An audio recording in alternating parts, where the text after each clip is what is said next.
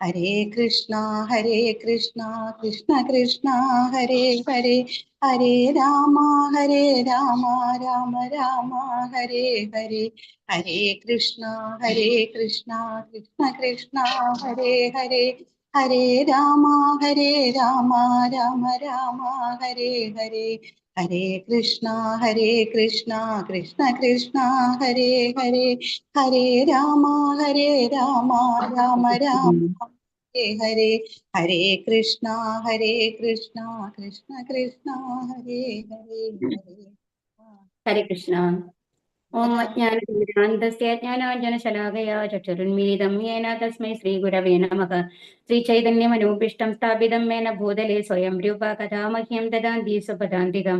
വന്ദേഹം ശ്രീഗുരോ ശ്രീയുധപദകമലം ശ്രീഗുരും വൈഷ്ണവാംശ്ച ശ്രീരൂപം സാഗ്രജാതം സഗണരഘുനാഥാനിധം താം സജീവം സാദ്വൈതം സാവധൂതം പരിജനസഹിതം ശ്രീകൃഷ്ണചൈതന്യദേവം ശ്രീരാധാകൃഷ്ണപാദാൻ സഗണലളിത ശ്രീവിശാഖാനിധം ഹേ കൃഷ്ണ കരുണാ സിന്ധോ ദീനബന്ധോ ജഗത്പദേ ഗോപേശ ഗോപികാന്ത രാധാകാന്ത നമോസ്തുതേ. തപ്ത കാഞ്ചന ഗൗരാംഗീ രാധേ വൃന്ദാവനേശ്വരി വൃഷഭാനുസുതേ ദേവി പ്രണമാമി ഹരിപ്രിയേ. വാഞ്ചാകൽപതരൂപ്യശ്ച കൃപാ സിന്ധുഭ്യേവ ച പതിതാനാം പാവനേഭ്യോ വൈഷ്ണവേഭ്യോ നമോ നമഃ. നമോ വിഷ്ണുപാദായ കൃഷ്ണപ്രേഷ്ഠായ ഭൂതലേ ശ്രീമതേ ജയപതാകസ്വാമിൻ ഇതി നാമിനി നമാചാര്യപാദായ നിതായ കൃപപ്രദായിനെ ഗൗരഗദാമതായ നഗരഗ്രാമതാരിണി നമോ വിഷ്ണുപാദായ കൃഷ്ണപ്രേഷ്ഠായ ഭൂതലേ ശ്രീമതേ ഭക്തിവേദാന്ത സ്വാമിൻ ഇതി നാമിനി നമസ്തേ സാരസ്വതേ ദേവേ ഗൗരവാണി പ്രചാരിണി നിർവിശേഷ ശൂന്യവാദി പാശാതിദേശധാരിണി ജയോ ശ്രീകൃഷ്ണ ചൈതന്യ പ്രഭോ നിത്യാനന്ദ ശ്രീ അദ്വൈത ഗദാധര ശ്രീവാസാദി ഗൗരഭക്തവൃന്ദ. ഹരേ കൃഷ്ണ കൃഷ്ണ കൃഷ്ണ ഹരേ ഹരേ ഹരേ രാമ രാമ രാമ ഹരേ ഹരേ. ഹരേ കൃഷ്ണ. ശ്രീ ശ്രീ രാധാ ഗോവിന്ദ് ടെമ്പിളിന്റെ കീഴിലുള്ള ഭഗവത്ഗീത പഠനത്തിലേക്ക് എല്ലാവർക്കും സ്വാഗതം. നമ്മള് 9ാമത്തെ അധ്യായമാണ് പഠിക്കാൻ പോകുന്നത്. രാജവിദ്യ രാജഗുഹ്യ യോഗം എന്നുള്ളതാണ്. അപ്പൊ ഇവിടെ എന്താ പറയുന്നത്? രാജഗുഹ്യ യോഗം എന്നാണ് ഇവിടെ. ഗുഹ്യം എന്ന് പറഞ്ഞാൽ എന്താണ്? രഹസ്യമായിട്ടുള്ളത് എന്നാണ് അർത്ഥം. അപ്പൊ 3 തരത്തിലുള്ള വിവരങ്ങളാണ്, നമ്മൾക്ക് അറിവാണ് ഭഗവത്ഗീത നമ്മൾക്ക് തരുന്നത്, ഭഗവാൻ അർജുനനിൽ കൂടി നമ്മൾക്ക് തരുന്നത്. ഗുഹ്യം, ഗുഹ്യതരം, ഗുഹ്യതമം എന്ന് പറഞ്ഞാല് രഹസ്യം, രഹസ്യതരം, രഹസ്യതമം. അപ്പൊ അതില് 2ാമത്തെ ചാപ്റ്ററിലാണ് രഹസ്യമായിട്ടുള്ള ആദ്യത്തെ ഇൻഫർമേഷൻ നമ്മൾക്ക് തന്നത്. അതാണ് നമ്മള് ഒരു ആത്മാവാണ്, നമ്മളുടെ ഈ ശരീരമല്ല എന്നുള്ള അറിവാണ് ഏറ്റവും ആദ്യത്തെ അറിവ്. അതാണ് രഹസ്യമായിട്ടുള്ള അറിവ്. കാരണം ഇതുവരെയ്ക്കും നമ്മളുടെ ഒരു എന്താ പറയാ ഭൗതിക പഠനത്തില് ഏതെങ്കിലും സ്കൂളിൽ പോയി കഴിഞ്ഞാലോ അല്ലാന്നുണ്ടെങ്കിൽ അത് പോസ്റ്റ് ഗ്രാജുവേഷൻ പോയി നമ്മൾ ഗ്രാജുവേഷൻ എടുത്തു, അല്ലെങ്കിൽ എഞ്ചിനീയർ ആയി, ഇത്രയും നമ്മളൊരു ഡോക്ടറായി. ഡോക്ടർ എന്ന് പറയുമ്പോൾ നമ്മൾ ശരീരഭാഗങ്ങളെ കുറിച്ചിട്ടാണ് അധികവും പഠിക്കുക അല്ലെ. പക്ഷെ അങ്ങനത്തെ ഏതൊരു സ്ഥലത്ത് പോയിട്ടുള്ള ഒരു വിദ്യാഭ്യാസ സമ്പ്രദായത്തിലും ഒരിക്കലും നമ്മളെ ആത്മാവാണ്, നമ്മൾ ശരീരമല്ല എന്ന് നമ്മളെ പഠിപ്പിക്കുന്നില്ല. അപ്പൊ ഏറ്റവും രഹസ്യമായിട്ടുള്ള വിവരമാണ് നമ്മൾക്ക് 2ാമത്തെ അധ്യായത്തിൽ നമ്മളെ പഠിപ്പിച്ചത് അല്ലെ. അത് കഴിഞ്ഞിട്ട് അടുത്തത് എന്താണ് പഠിപ്പിച്ചത്? 7ാമത്തെയും 8ാമത്തെയും അധ്യായങ്ങളിലാണ് നമ്മളിപ്പോ ഏതാണ് ഭക്തിയോഗമാണ് നമ്മൾ പഠിച്ചുകൊണ്ടിരിക്കുന്നത്. അപ്പൊ ആ ഭക്തിയോഗത്തിൽ നമ്മളോട് എന്താണ് ഭഗവാൻ പറഞ്ഞത്? എവിടെ നിന്നാണ് നമ്മൾ വന്നത്, ആരാണ് നമ്മളെ സൃഷ്ടിച്ചത്, അതാണ് നമ്മൾ കഴിഞ്ഞ അധ്യായങ്ങളിൽ പഠിച്ചത് അല്ലെ. എന്താ പറഞ്ഞത്? നമ്മൾ പറഞ്ഞു എന്താണ് കാരണോദകസായി വിഷ്ണു എന്നുള്ള രൂപത്തില് ഭഗവാന്റെ വിഷ്ണു രൂപ പുരുഷാവതാരങ്ങളിൽ നിന്നാണ് ഈ സൃഷ്ടി നടന്നിട്ടുള്ളത്. അപ്പൊ ഏറ്റവും ആദ്യം കാരണോദകസായി വിഷ്ണുവിൽ ത്രൂ എന്ത് വന്നു? പ്രപഞ്ചങ്ങൾ വന്നു. ആ പ്രപഞ്ചങ്ങളിന്റെ ഉള്ളിലേക്ക് എന്താണ് കാരണോദകസായി വിഷ്ണുവിന്റെ വിസ്തരണമായിട്ടുള്ള ഗർഭോദകസായി വിഷ്ണു വന്നു. ആ ഗർഭോദകസായി വിഷ്ണുവിൽ നിന്ന് ആര് വന്നു? ബ്രഹ്മാവ് വന്നു അല്ലെ. അപ്പൊ ബ്രഹ്മാവിൽ നിന്നാണ് ഈ ജീവിത വൈവിധ്യങ്ങളൊക്കെ ഉണ്ടായിട്ടുള്ളത്. അതിനുശേഷം എല്ലാവരുടെയും ശരീരത്തില് ആ ജീവ ചൈതന്യമായിട്ട് ക്ഷീരോദകസായി വിഷ്ണുവിന്റെ രൂപത്തില്, പരമാത്മാ രൂപത്തില് എല്ലാവരുടെ ഹൃദയത്തിലും ഭഗവാൻ വന്നു എന്നുള്ളത് നമ്മൾ പഠിച്ചു അല്ലെ. അതാണ്. അപ്പൊ എവിടെ നിന്നാണ് സൃഷ്ടി വന്നത്, നമ്മൾ എവിടെ നിന്ന് വന്നു, എന്തുകൊണ്ടാണ് നമ്മുടെ ഭൗതിക ലോകത്തിലുള്ളത്, അതാണ് 7ാമത്തെയും 8ാമത്തെയും അധ്യായങ്ങളിൽ നമ്മൾ പഠിച്ചത്. അത് കഴിഞ്ഞിട്ട് പിന്നെ എന്താണ് 8ാമത്തെ അധ്യായത്തിൽ നമ്മളോട് ഇതാണ് രഹസ്യ തരായിട്ടുള്ളത് വിവരം നമ്മൾ പഠിച്ചത്, നമ്മൾക്ക് ഭഗവാൻ നമ്മളെ പഠിപ്പിച്ചത്. ഇനി രഹസ്യതമമായിട്ടുള്ളത് എന്താണ് പറയും? ഈ എവിടെ നിന്നാണ് നമ്മൾ വന്നേന്ന് പറഞ്ഞു അല്ലെ. ഭഗവാനാണ് സൃഷ്ടിച്ചത് എന്ന് പറഞ്ഞു. നമ്മൾ സൃഷ്ടിയെ പറ്റിയിട്ട് നമ്മൾ കുറച്ചൊക്കെ പഠിച്ചു. അത് കഴിഞ്ഞിട്ട് ഇനി എന്താണ് നമ്മളും ആ ഭഗവാനും തമ്മിലുള്ള ബന്ധം എന്താണ്? ഒരു ലവിങ് റിലേഷൻഷിപ്പ് ഉണ്ട് നമ്മൾ തമ്മില്. അപ്പൊ ആ ഒരു റിലേഷൻഷിപ്പ് എന്താണ്, അത് എങ്ങനെ ഭഗവാനുമായിട്ടുള്ള ആ സ്നേഹം നമ്മൾക്ക് തിരിച്ചു ലഭിക്കും? നമ്മൾ മറന്നു പോയിരിക്കുകയാണ് അല്ലെ, 3 പ്രകൃതി ഗുണങ്ങൾ കാരണം കൊണ്ട്. അപ്പൊ നമ്മൾ ഈ മായയിൽ പെട്ടിട്ടാണുള്ളത്. ദേവിഹേഷ ഗുണമയി മമ മഹയാതുരത്യ. ഭഗവാന്റെ മായ നമ്മളെ എല്ലാവരെയും ഈ ഭൗതിക ലോകത്തിലുള്ള ഓരോരുത്തരെയും പിടികൂടിയിരിക്കുകയാണ്. എന്നിട്ട് എന്തായി, നമ്മൾ ഭഗവാനുമായിട്ടുള്ള ബന്ധം മറന്നു പോയിരിക്കുകയാണ്. ആ നഷ്ടപ്പെട്ടു പോയ ആ ബന്ധം എങ്ങനെ, ആ ലവിങ് റിലേഷൻഷിപ്പ് നമ്മൾക്ക് തിരിച്ചെടുക്കാം എന്നുള്ളതാണ് ഏറ്റവും എന്താണ് രഹസ്യതമമായിട്ടുള്ള ഇൻഫർമേഷൻ. അതായത് ഇപ്പൊ നമ്മൾക്ക് ഒരു പാസ്വേഡ് എന്ന് വേണമെങ്കിൽ പറയാം. അതിപ്പോ നമ്മളിപ്പോ മൊബൈലിൽ ഒക്കെ ആണെന്ന് ഇപ്പൊ എല്ലാവരും ഉപയോഗിക്കുന്നുണ്ട് അല്ലെ, മൊബൈലൊക്കെ നമ്മൾ ഉപയോഗിക്കുന്നുണ്ട്. അപ്പൊ എന്ത് ചെയ്യും, നമ്മൾ ഒരു പാസ്വേഡ് ആദ്യം തന്നെ വെച്ചിട്ടുണ്ടാവും അല്ലെ, ഉള്ളിലേക്ക് കടക്കാനായിട്ട് മിക്കവാറും എല്ലാവരും വെച്ചിട്ടുണ്ടാവും. ആ പാസ്വേഡ് നമ്മൾ അത്ര പെട്ടെന്ന് ബാക്കിയുള്ളവർക്ക് പറഞ്ഞു കൊടുക്കും ഇല്ല. ശരി, ഇപ്പൊ നമ്മൾ എല്ലാ കാര്യങ്ങളിലും ഒരുമാതിരി നമ്മൾ പാസ്വേഡ് ഉപയോഗിക്കുന്ന രീതിയിലാണ്. ലാപ്ടോപ്പ് ഉപയോഗിക്കുന്നവരുണ്ട്, മൊബൈൽ ഉപയോഗിക്കുന്നവരുണ്ട് അല്ലെ, പല കാര്യങ്ങളിലും നമ്മൾ ഉപയോഗിക്കുന്നുണ്ട്. അതുപോലെ തന്നെ പക്ഷേ നമ്മൾ ഏറ്റവും രഹസ്യമായിട്ടുള്ള പാസ്വേഡ് എന്ന് പറയുന്നത് ഏതിനാണ് നമ്മൾ വെച്ചിട്ടുണ്ടാവുക?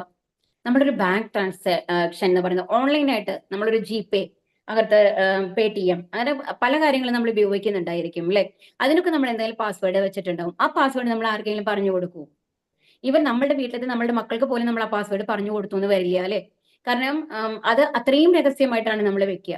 അപ്പൊ അതുപോലെ തന്നെയാണ് ഭഗവാൻ നമ്മൾക്ക് ഒരു പാസ്വേഡ് തരികയാണ് ഈ അധ്യായത്തിൽ കൂടി. എവിടേക്കുള്ളത്? ഭഗവാനുമായിട്ടുള്ള, ഭഗവാന്റെ മനസ്സ് തുറക്കാനുള്ള പാസ്വേഡ്, ഭഗവാനുമായിട്ടുള്ള ആ സ്നേഹം നമ്മൾക്ക് ലഭിക്കാനുള്ള പാസ്വേഡ്. അതാണ് ഭക്തി എന്ന് പറയുന്നത്, ശുദ്ധമായ ഭക്തി എന്ന് പറയുന്നത്. അതാണ് ഇതിലത്തെ ഏറ്റവും രഹസ്യതമമായിട്ടുള്ള ഇൻഫർമേഷൻ നമ്മൾക്ക് പറഞ്ഞു തരുന്നത് ഈ 9ാമത്തെ അധ്യായത്തില്. അപ്പൊ ഈ ഭഗവാനുമായിട്ട് എങ്ങനെ ആ ലവിങ് റിലേഷൻഷിപ്പ്, നമ്മൾക്ക് മറന്നുപോയ ആ ബന്ധം എങ്ങനെ പുനഃസ്ഥാപിക്കാം, അതിനുള്ള പാസ്വേഡ് എന്താണ്, എങ്ങനെയാണ് നമ്മൾക്ക് അത് ലഭിക്കേണ്ടത് എന്ന് പറഞ്ഞു തരികയാണ് ഈ അധ്യായത്തില് നമ്മൾക്ക്. ശ്രീ രാധാ ഗോവിന്ദ് കി ജയ്, പ്രഭാത് കി ജയ്. ശ്ലോകം 1. ശ്രീ ഭഗവാനുവാച ഇദം തൂ തേ ഗുഹ്യതമം പ്രവശ്യാം അനുസൂയവേ ജ്ഞാനം വിജ്ഞാനസഹിതം യജ്ഞാത്വാമോക്ഷ്യസേ അശുഭാത്. ശ്രീ ഭഗവാൻ പറഞ്ഞു, പ്രിയപ്പെട്ട അർജുന, നീ ഒരിക്കലും എന്നിൽ അസൂയാലുവായിട്ടില്ല. അതിനാൽ അതീവ രഹസ്യമായ ഈ ജ്ഞാനവും വിജ്ഞാനവും നിന്നെ ഗ്രഹിപ്പിക്കാം. ഇതറിഞ്ഞാൽ ഭൗതിക ജീവിത ക്ലേശങ്ങളിൽ നിന്ന് വിമുക്തനാകും. അപ്പൊ നമ്മൾക്ക് ഇതിന് മുമ്പത്തെ അധ്യായത്തിൽ എന്താ നമ്മൾ പറഞ്ഞത്? 8ാമത്തെ അധ്യായത്തിൽ അക്ഷരബ്രഹ്മ യോഗത്തില് എങ്ങനെയൊക്കെ നമ്മൾ മരിക്കുമ്പോൾ 2 തരത്തിൽ നമ്മൾക്ക് പോവാം. എന്താണ്? പ്രകാശത്തിലും അന്ധകാരത്തിലും. പ്രകാശത്തിൽ പോയ ആൾക്കാർ തിരിച്ചു വരേണ്ട ആവശ്യമില്ല. അന്ധകാരത്തിൽ പോകുന്ന ആൾക്കാർ തീർച്ചയായിട്ടും ചന്ദ്രലോകങ്ങളിൽ പോകും. അതിനുശേഷം തിരിച്ചു വരണം, ഈ ഭൂമിയിൽ തന്നെ തിരിച്ചു വരണം എന്ന് പറഞ്ഞു. അതിൽ കഴിഞ്ഞിട്ട് ഏറ്റവും അവസാനത്തെ ശ്ലോകത്തിന് മുമ്പത്തെ ശ്ലോകത്തിൽ ഭഗവാൻ എന്താ പറഞ്ഞത്? എന്നാൽ ഒരു ഭക്തന്റെ കാര്യത്തില് ഇതൊന്നും ബാധകമല്ല. കാരണം ഒരു ശുദ്ധ ഭക്തന്, എന്നെ എപ്പോഴും സ്മരിച്ചുകൊണ്ടിരിക്കുന്ന ഒരാൾക്ക് ഞാൻ ആ ബുദ്ധി കൊടുക്കുമെന്ന് മരിക്കുന്ന സമയത്ത് എന്നെ സ്മരിക്കാനുള്ള ബുദ്ധിയും ഞാൻ തന്നെ കൊടുക്കും എന്നാണ് ഭഗവാൻ പറഞ്ഞത് അല്ലെ. അപ്പൊ ആ മരിക്കുന്ന സമയത്ത് ഭഗവാനെ ആലോചിച്ചു കഴിഞ്ഞാല് നമ്മൾക്ക് ഭഗവത് ധാമത്തിലേക്ക് പോവാം എന്നുള്ള കണ്ടീഷനാണ് നമ്മൾക്ക് പറഞ്ഞത്. നമ്മൾക്ക് ഇപ്പൊ എന്താ പറയാ, പല ഭഗവാൻ പല കാര്യങ്ങളും നമ്മൾ പറയണം. എങ്ങനെ എന്റെ അടുത്തേക്ക് വരാം, എന്റെ അടുത്തേക്ക് വന്നു കഴിഞ്ഞാൽ ഇപ്പൊ നമ്മൾക്ക് ഒരു ജോലിക്ക് പോവാണെന്ന് വിചാരിക്കൂ. അപ്പൊ ഒരു ജോലിക്ക് നമ്മൾ അപ്ലൈ ചെയ്യുമ്പോൾ കണ്ടീഷൻസ് പറയും. എംപ്ലോയർ, നമ്മുടെ ഒരു എംപ്ലോയർ അടുത്ത് പോയി കഴിഞ്ഞു കഴിഞ്ഞാൽ അവർ ഇന്ന കണ്ടീഷൻസ് പറയും അല്ലെ. എന്തൊക്കെയാണ് പറയുക? നിങ്ങൾക്ക് ഈ ജോലി നിങ്ങൾക്ക് എന്റെ അടുത്ത് വരികയാണെന്നുണ്ടെങ്കിൽ ഇന്ന സൗകര്യങ്ങളൊക്കെ ഞാൻ നിങ്ങൾക്ക് തരും, ഇത്ര സാലറി തരും. അപ്പൊ അതൊക്കെ നോക്കി കഴിഞ്ഞിട്ടാണ് നമ്മൾ തീരുമാനിക്കുക ആ ജോലിക്ക് പോകണോ വേണ്ടത്. നമുക്ക് യോഗ്യത ഉണ്ടാവണം. നമ്മൾക്ക് യോഗ്യത ഉണ്ടെന്നുണ്ടെങ്കിൽ നമ്മൾ തീരുമാനിക്കും അല്ലെ. ഇത്ര സാലറി എന്ന് പറയുമ്പോൾ പറയാ, ഈ സാലറിക്കൊന്നും എനിക്ക് ജോലി ചെയ്യാൻ പറ്റില്ല. അങ്ങനെ കുറെ കണ്ടീഷൻ. അപ്പൊ ആദ്യം തന്നെ ആ എംപ്ലോയർ നമ്മൾക്ക് കുറച്ച് കണ്ടീഷൻസ് തരും. ഇത്ര സാലറി നിങ്ങൾക്ക് ലഭിക്കും, അതുപോലെ തന്നെ ഇന്ന ലൈഫ് ഇൻഷുറൻസ് ഉണ്ട്, ഇന്ന ഇതിൽ തരുന്നു. അതുപോലെ നമ്മൾക്ക് തന്ന കുറെ കണ്ടീഷൻസ് ഒക്കെ നമ്മൾക്ക് 7ലും 8ലും നമ്മൾക്ക് ഭഗവാൻ നമ്മൾക്ക് പറഞ്ഞു തന്നു. എന്താ പറഞ്ഞു തന്നത്? മരിക്കുന്ന സമയത്ത് നിങ്ങൾ എന്നെ ആലോചിച്ചു കഴിഞ്ഞാൽ തീർച്ചയായിട്ടും എന്റെ ധാമത്തിലേക്ക് വരാം. അതാണ് ആദ്യത്തെ കണ്ടീഷൻ നമ്മളോട് പറഞ്ഞത് അല്ലെ. അത് കഴിഞ്ഞിട്ട് എങ്ങനെയാണ് മരിക്കുന്ന സമയത്ത് നമ്മൾക്ക് ഇനി ഭഗവാനെ കുറിച്ച് ആലോചിക്കണം. മരിക്കുന്ന സമയത്ത് എന്നുണ്ടെങ്കിൽ എന്ത് വേണം? നമ്മൾ എന്തിനെ കുറിച്ചിട്ടാണ് ആലോചിക്കുക എന്ന് ആലോചിച്ച് നോക്കൂ. നമ്മൾ എപ്പോഴും നമ്മുടെ മനസ്സിൽ സ്മരണ എന്തിനെ കുറിച്ചിട്ടാണ് നമ്മുടെ മനസ്സിൽ ചിന്ത വരിക? നമ്മൾ ഇഷ്ടപ്പെടുന്നതിനെ കുറിച്ച്, നമ്മൾ ഒരുപാട് സ്നേഹിക്കുന്നവരെ കുറിച്ചിട്ട്, സ്നേഹിക്കുന്ന സാധനങ്ങളെ കുറിച്ചിട്ട് അല്ലെ നമ്മൾ എപ്പോഴും ആലോചിച്ചു കൊണ്ടിരിക്കുക. ആലോചിച്ച് നോക്കൂ. അപ്പൊ എന്ത് വേണം? അപ്പൊ ഭഗവാന്റെ ആ ദാമ്പത്യക്ക് നമ്മൾക്ക് പോകണം എന്നുണ്ടെന്നുണ്ടെങ്കിൽ, ഭഗവാന്റെ അടുത്തേക്ക് പോകണമെന്നുണ്ടെങ്കിൽ എന്ത് വേണം? ഭഗവാനെ സ്മരിക്കണം. ഭഗവാനെ സ്മരിക്കണം എന്നുണ്ടെങ്കിൽ എന്ത് വേണം? ഭഗവാനോട് ഇഷ്ടം ഉണ്ടാവണം. എങ്ങനെയാണ് ഭഗവാൻ ഇഷ്ടപ്പെടുക? ഭഗവാനുമായിട്ട് ഒരു ലവിങ് റിലേഷൻഷിപ്പ് എങ്ങനെ കൊണ്ടുവരാം എന്നുള്ളതാണ് ഇവിടെ പറയുന്നത്. അപ്പോൾ അത് അർജുനന് പറഞ്ഞു കൊടുക്കുകയാണ്, ആ ജ്ഞാനവും വിജ്ഞാനവും. അപ്പൊ എന്തുകൊണ്ടാണ് അർജുനന് പറഞ്ഞു കൊടുക്കാൻ കാരണം? നീ ഒരിക്കലും എന്നിൽ അസൂയാലുവായിട്ടില്ല. അപ്പൊ ആദ്യത്തെ കണ്ടീഷൻ എന്താണ് വേണ്ടത്? ഭഗവാനെ കുറിച്ചിട്ടുള്ള അറിവ് വേണമെന്നുണ്ടെങ്കിൽ ഭഗവാനോട് നമ്മൾക്ക് അസൂയ ഉണ്ടാവാൻ പാടില്ല. എന്താണ് അസൂയ? ഭഗവാനോട് ഇപ്പൊ എന്തിനാ അസൂയ ഉണ്ടാവാനുള്ള കാരണം നമ്മളൊക്കെ ആലോചിക്കാം. നമ്മൾ മറ്റുള്ളവരോടൊക്കെ തോന്നും, നമ്മളുടെ എന്താണ് കൂടെയുള്ള നമ്മുടെ കൊളീഗ്സിനോട്, അല്ലെ ഒപ്പം പഠിക്കുന്ന ആൾക്കാരോട്, അവർ കൂടുതൽ പഠിക്കുകയാണെങ്കിൽ അവരോട് ഒരു അസൂയ തോന്നും. അവർക്ക് നമ്മളെക്കാൾ കൂടുതൽ സൗന്ദര്യം ഉണ്ടെന്ന് തോന്നി കഴിഞ്ഞാൽ നമ്മൾക്ക് ഒരു അസൂയ തോന്നും. പക്ഷെ ഭഗവാനോട് എന്തിനാണ് നമ്മൾക്ക് അസൂയ തോന്നുമ്പോ അവിടെയാണ് നമ്മൾ ആലോചിക്കേണ്ടത്. ശരിക്കും അസൂയ എന്ന് പറയുന്നത് എവിടെ നിന്നാണ് വരുന്നത്? ഒരു കമ്പാരിസണിൽ നിന്നാണ്, അല്ലെ? എന്നെക്കാൾ നല്ലത് മറ്റൊന്ന് കാണുമ്പോൾ എനിക്ക് അസൂയ വരുന്നു, ഞാൻ ഈർഷ്യാലുവാകുന്നു. അവരെക്കാൾ കുറച്ചും കൂടി ഞാൻ നല്ലതാവണമെന്ന് തോന്നുന്നു, അല്ലെങ്കിൽ എന്റേതാണ് എല്ലാം എന്നുള്ള ഒരു തോന്നൽ വരുന്നു. അപ്പൊ അങ്ങനെ വരുമ്പോ അത് എനിക്ക് അവകാശപ്പെട്ടതാണെന്ന് തോന്നുമ്പോഴാണ് നമ്മൾക്ക് അസൂയ വരുന്നത്, അല്ലെ? പക്ഷെ ഈ ലോകത്തുള്ള ഏതൊരു വസ്തു എടുത്തു കഴിഞ്ഞാലും നമ്മളുടേതായിട്ട് എന്തെങ്കിലും ഉണ്ടോ? ഒന്നുമില്ല. എല്ലാം ഭഗവാൻ തന്നിട്ടുള്ളതാണ്. അപ്പൊ ഭഗവാന്റെ സാധനങ്ങളെയാണ് നമ്മൾ എന്ത് പറയുന്നത്? എന്റേതാണ് എന്ന് പറയുന്നത്. അപ്പൊ അങ്ങനെ വരുമ്പോഴാണ് ഈ അസൂയ, ഭഗവാനോട് അസൂയ എന്ന് പറയുന്നത്. നമ്മളോട് നമുക്ക് എന്തിനോട് തോന്നുന്ന ആ ഈർഷ്യയും അസൂയയും ആരോടുള്ളതാണ്? യഥാർത്ഥത്തിൽ പറഞ്ഞാല് ഭഗവാനോടുള്ളതാണ്. കാരണം എല്ലാവർക്കും എല്ലാം കൊടുത്തിട്ടുള്ളത് ആരാണ്? ഭഗവാനാണ്. എന്നാൽ അർജുനൻ എങ്ങനെയാണ്? ഭഗവാനാണ്, എല്ലാം ഭഗവാനിൽ നിന്ന് വന്നതാണ്, എന്റേതായിട്ട് ഒന്നുമില്ല, പൂർണ്ണമായും ഭഗവാനോട് ശരണാഗതി പ്രാപിച്ച ഒരാളാണ്. അതുകൊണ്ട് ഭഗവാനോട് അർജുനന് അസൂയയില്ല. അർജുനന് സന്തോഷമാണ് എപ്പോഴും. ഭഗവാൻ എന്ത് ചെയ്തു കഴിഞ്ഞാലും അതിൽ സന്തോഷമാണ്. അപ്പോ അങ്ങനെയുള്ള ഒരാളായതുകൊണ്ടാണ് എന്തെന്ന് ഈ ജ്ഞാനം ഞാൻ നിനക്ക് പറഞ്ഞു തരുന്നത്. അപ്പൊ നമ്മൾക്കും ഭഗവാനെ കുറിച്ച് അറിയണമെന്നുണ്ടെങ്കിൽ ആദ്യത്തെ ക്വാളിഫിക്കേഷൻ എന്താ വേണ്ടത്? ഭഗവാനോട് അസൂയ ഉണ്ടാവാൻ പാടില്ല. എന്താ വേണ്ടത്? എല്ലാം ഭഗവാനാണ് നമ്മൾക്ക് തന്നത് എന്നുള്ള ആ സ്നേഹത്തോടു കൂടി ഭഗവാനെ സ്മരിക്കാൻ നമ്മൾക്ക് സാധിക്കണം എന്നുള്ളതാണ്. അപ്പൊ അങ്ങനെയാണെങ്കിൽ ഭൗതിക ജീവിത ക്ലേശങ്ങളിൽ നിന്ന് നീ വിമുക്തനാകും എന്നാണ് ഇവിടെ പറയുന്നത്. ഒരു ഭക്തൻ ഭഗവാനെ കുറിച്ച് എത്രയേറെ കേൾക്കുന്നുവോ അത്രയേറെ ബോധവാനായി തീരും. അപ്പൊ എന്താണ് അതിനുള്ള ക്വാളിഫിക്കേഷൻ വേണ്ടത്? ഭഗവാനെ കുറിച്ച് കേൾക്കുക, ഭഗവാനെ കുറിച്ച് അറിയുക, ഭഗവത്ഗീതയിൽ എന്താണ് പറഞ്ഞിട്ടുള്ളത്, ഓരോ ശ്ലോകത്തിലും എന്താണ് അതിന്റെ മീനിങ് ഉള്ളത് മനസ്സിലാക്കുക. ഭാഗവതത്തിൽ എന്തൊക്കെയാണ് ഭക്തന്മാരുടെ കഥകൾ ഉള്ളത്, എങ്ങനെയൊക്കെയാണ് എല്ലാ ശുദ്ധഭക്തന്മാരാവുക എന്നുള്ള കഥകൾ, ഭഗവാന്റെ ആ ലീലകൾ, യശോദാമ്മയുടെ അടുത്തുള്ള ലീലകളാവട്ടെ, അങ്ങനെ എത്രയോ കഥകളുണ്ട്, അല്ലെ? ഭഗവാന്റെ ശുദ്ധഭക്തന്മാരുടെ കഥകളിൽ കൂടെയാണ് ഭാഗവതം മുഴുവൻ പോകുന്നത്. അതെല്ലാം നമ്മൾ മനസ്സിലാക്കുക. അപ്പൊ അതങ്ങനെ കേട്ടിരിക്കുമ്പോൾ എന്തുണ്ടാവും? ഭഗവാനെ കുറിച്ച് നമ്മൾ കൂടുതൽ അറിയും, ഭഗവാനെ കുറിച്ച് നമ്മൾക്ക് മനസ്സിലാവും. ഭക്തന്മാരുടെ സത്സംഗത്തിലൂടെ തന്നെ കുറിച്ചുള്ള ശാസ്ത്രം മനസ്സിലാക്കുവാനുള്ള ബുദ്ധിശക്തി അവർക്ക് അദ്ദേഹം നൽകുന്നു. അപ്പൊ ഭഗവാൻ തന്നെ ആരാണ് ഭഗവാൻ എന്ന് നമ്മൾക്ക് കാണിച്ചു തരും. നമ്മൾക്ക് ഒരു വിശ്വാസമില്ലാത്ത ഒരാളാണെന്നുണ്ടെങ്കിലും അത് കേൾവിയിൽ കൂടി കേട്ട് ഭഗവാനെ കുറിച്ച് കേട്ട് അവസാനം ഭഗവാൻ തന്നെ ആരാണ് ഭഗവാൻ എന്ന് നമ്മൾക്ക് മനസ്സിലാക്കി തരും. ആ ബുദ്ധി ദദാമി ബുദ്ധി യോഗം തം എന്നാണ്. യേഷാം സതയുദ്ധാനാം ഭജതാം പ്രീതിപൂർവകം ദദാമി ബുദ്ധി യോഗം തം ഏനമാമുപയാന്തിതേ എന്നുള്ളതാണ് ശ്ലോകം. അപ്പൊ എന്താ പറയാ? ഭഗവാനെ കുറിച്ച് കേട്ടുകൊണ്ടിരുന്നു കഴിഞ്ഞാൽ ഭഗവാൻ തന്നെ ആ ബുദ്ധി നമ്മൾക്ക് തരും എന്നാണ് പറയുന്നത്. കൃഷ്ണനെ പറ്റി അതീവ രഹസ്യമായ ജ്ഞാനമുള്ള ഒരാൾ സ്വാഭാവികമായും ഇന്ദ്രിയാതീതനായിരിക്കും. അതുകൊണ്ട് ഈ ലോകത്തിൽ ജീവിക്കുകയാണെങ്കിലും അയാൾക്ക് ഭൗതിക ക്ലേശങ്ങൾ ഉണ്ടാവില്ല. അപ്പൊ ഇതിൽ എന്താ പറയുന്നത്? ഭഗവാനെ കുറിച്ചുള്ള ഈ അറിവ് ഉള്ള ഒരാൾക്ക് എന്താണ്, അയാൾക്ക് ഭൗതിക ആഗ്രഹങ്ങൾ ഉണ്ടാവില്ല. കാരണം ഭഗവാന്റെ അടുത്ത് എങ്ങനെ എത്തണം, ഭഗവാനെ കുറിച്ച് എപ്പോഴും കേട്ടുകൊണ്ടിരിക്കണം, അത് മറ്റുള്ളവർക്ക് പറഞ്ഞു കൊടുക്കണം, ഇതൊക്കെയായിരിക്കും അവർക്ക് ആഗ്രഹം ഉണ്ടാവുക. അപ്പൊ ഈ ഭൗതിക ആഗ്രഹങ്ങൾ ഇല്ലാത്തത് കൊണ്ട് തന്നെ ഭൗതിക ക്ലേശങ്ങളും ഇല്ല. കാരണം ഇപ്പൊ ചൂട് വരുമ്പോ ഞാൻ അതിനെ എന്തായിട്ടാണ് കാണുന്നത്? എല്ലാവർക്കുമുള്ള ചൂടാണ്. എനിക്ക് തന്നെയായിട്ട് സൂര്യൻ ചൂട് തരുന്നില്ല. എന്റെ ചുറ്റുമുള്ള ഓരോരുത്തർക്കും ആ ചൂടുണ്ട്, അല്ലെ? എല്ലാവരും അനുഭവിക്കുന്നതാണ് എന്നുള്ള രീതിയിൽ അതിനെ കാണാൻ സാധിക്കുക. അപ്പൊ എല്ലാവർക്കുള്ള ചൂട് എനിക്കുമുണ്ട്, അത്രയേ ഉള്ളൂ. അപ്പൊ ഞാൻ സ്പെഷ്യൽ അല്ലല്ലോ. അപ്പൊ അങ്ങനെ ഓരോ കാര്യത്തിലും നമ്മൾ അങ്ങനെ കാണാനായിട്ട് സാധിക്കുമ്പോൾ അയാൾക്ക് ഭൗതിക ക്ലേശങ്ങൾ ഉണ്ടാവുന്നില്ല. ഈ 1-ാം ശ്ലോകത്തിന് ഒരു സവിശേഷതയുണ്ട്. ഇതം ജ്ഞാനം, ഈ അറിവ് എന്നതുകൊണ്ട് ശുദ്ധമായ ഭക്തിയുടെ സേവനത്തെയാണ് ഉദ്ദേശിക്കുന്നത്. അപ്പൊ ശുദ്ധമായ ഭക്തിയുടെ സേവനം, അതാണ് എന്തെന്ന് പറയുന്നത്? നമ്മുടെ ഭഗവാന്റെ മനസ്സ് തുറക്കാനുള്ള നമ്മളുടെ താക്കോല് അല്ലെങ്കിൽ പാസ്വേഡ് എന്ന് പറയുന്നത്. അപ്പൊ അതുകൊണ്ട് തന്നെ ഇതാണ് ഏറ്റവും രഹസ്യതമമായിട്ടുള്ള ഗുഹ്യതമമായിട്ടുള്ള അറിവ് എന്ന് പറയുന്നത്. രാജവിദ്യാരാജഗുഹ്യം പവിത്രമിതം ഉത്തമം പ്രത്യക്ഷാവഗമം ധർമ്മ്യം സുസുഖം കർത്തും അവ്യയം. ഈ ജ്ഞാനം രാജവിദ്യയാണ്, രഹസ്യങ്ങളിൽ വെച്ച രഹസ്യവും ഏറ്റവും പവിത്രമായതുമാണിത്. എന്തുകൊണ്ടാണ് ഏറ്റവും പവിത്രം? കാരണം പരമോന്നതമായ സ്ഥലത്തേക്കാണ് നമ്മളെ കൊണ്ടുപോകുന്നത്. ഭഗവാന്റെ സ്നേഹം നമ്മൾക്ക് ലഭിച്ചു കഴിഞ്ഞാൽ നമ്മൾ എവിടേക്കാ പോകാൻ പോകുന്നത്? ഭഗവാന്റെ ധാമത്തിലേക്ക്. ഭഗവാന്റെ ധാമത്തിലേക്ക് പോയി കഴിഞ്ഞാൽ നമ്മൾക്ക് എന്തില്ല? ജനനമില്ല, മരണമില്ല, രോഗങ്ങളില്ല, വാർദ്ധക്യമില്ല. അപ്പൊ ഈ 4 കാര്യത്തിൽ നിന്ന് നമ്മൾ രക്ഷപ്പെടുകയാണ്. അതിനുള്ള ആ ഒരു ഡോറ്, അതിന്റെ താക്കോലാണ് നമ്മൾക്ക് ഭഗവാൻ തരണത് അല്ലെ. അപ്പം നേരിട്ട് ആത്മസാക്ഷാത്കാരം നൽകുന്നതാണ്. ഇനി പിന്നെയോ ധർമ്മത്തിന്റെ പരിപൂർണതയാണിത്. അതിന് മേലെ ഒരു ധർമ്മം ഉണ്ടോ? ഇല്ല. പരമമായ സന്തോഷം എന്നുള്ളതാണ് ധർമ്മത്തിന്റെ പരിപൂർണത എന്ന് പറയുന്നത്. അത് എവിടെയാണുള്ളത്? ആത്മീയ ലോകത്താണുള്ളത് അല്ലെ. ശാശ്വതവും സന്തോഷത്തോടെ ചെയ്യാവുന്നതുമാണ്.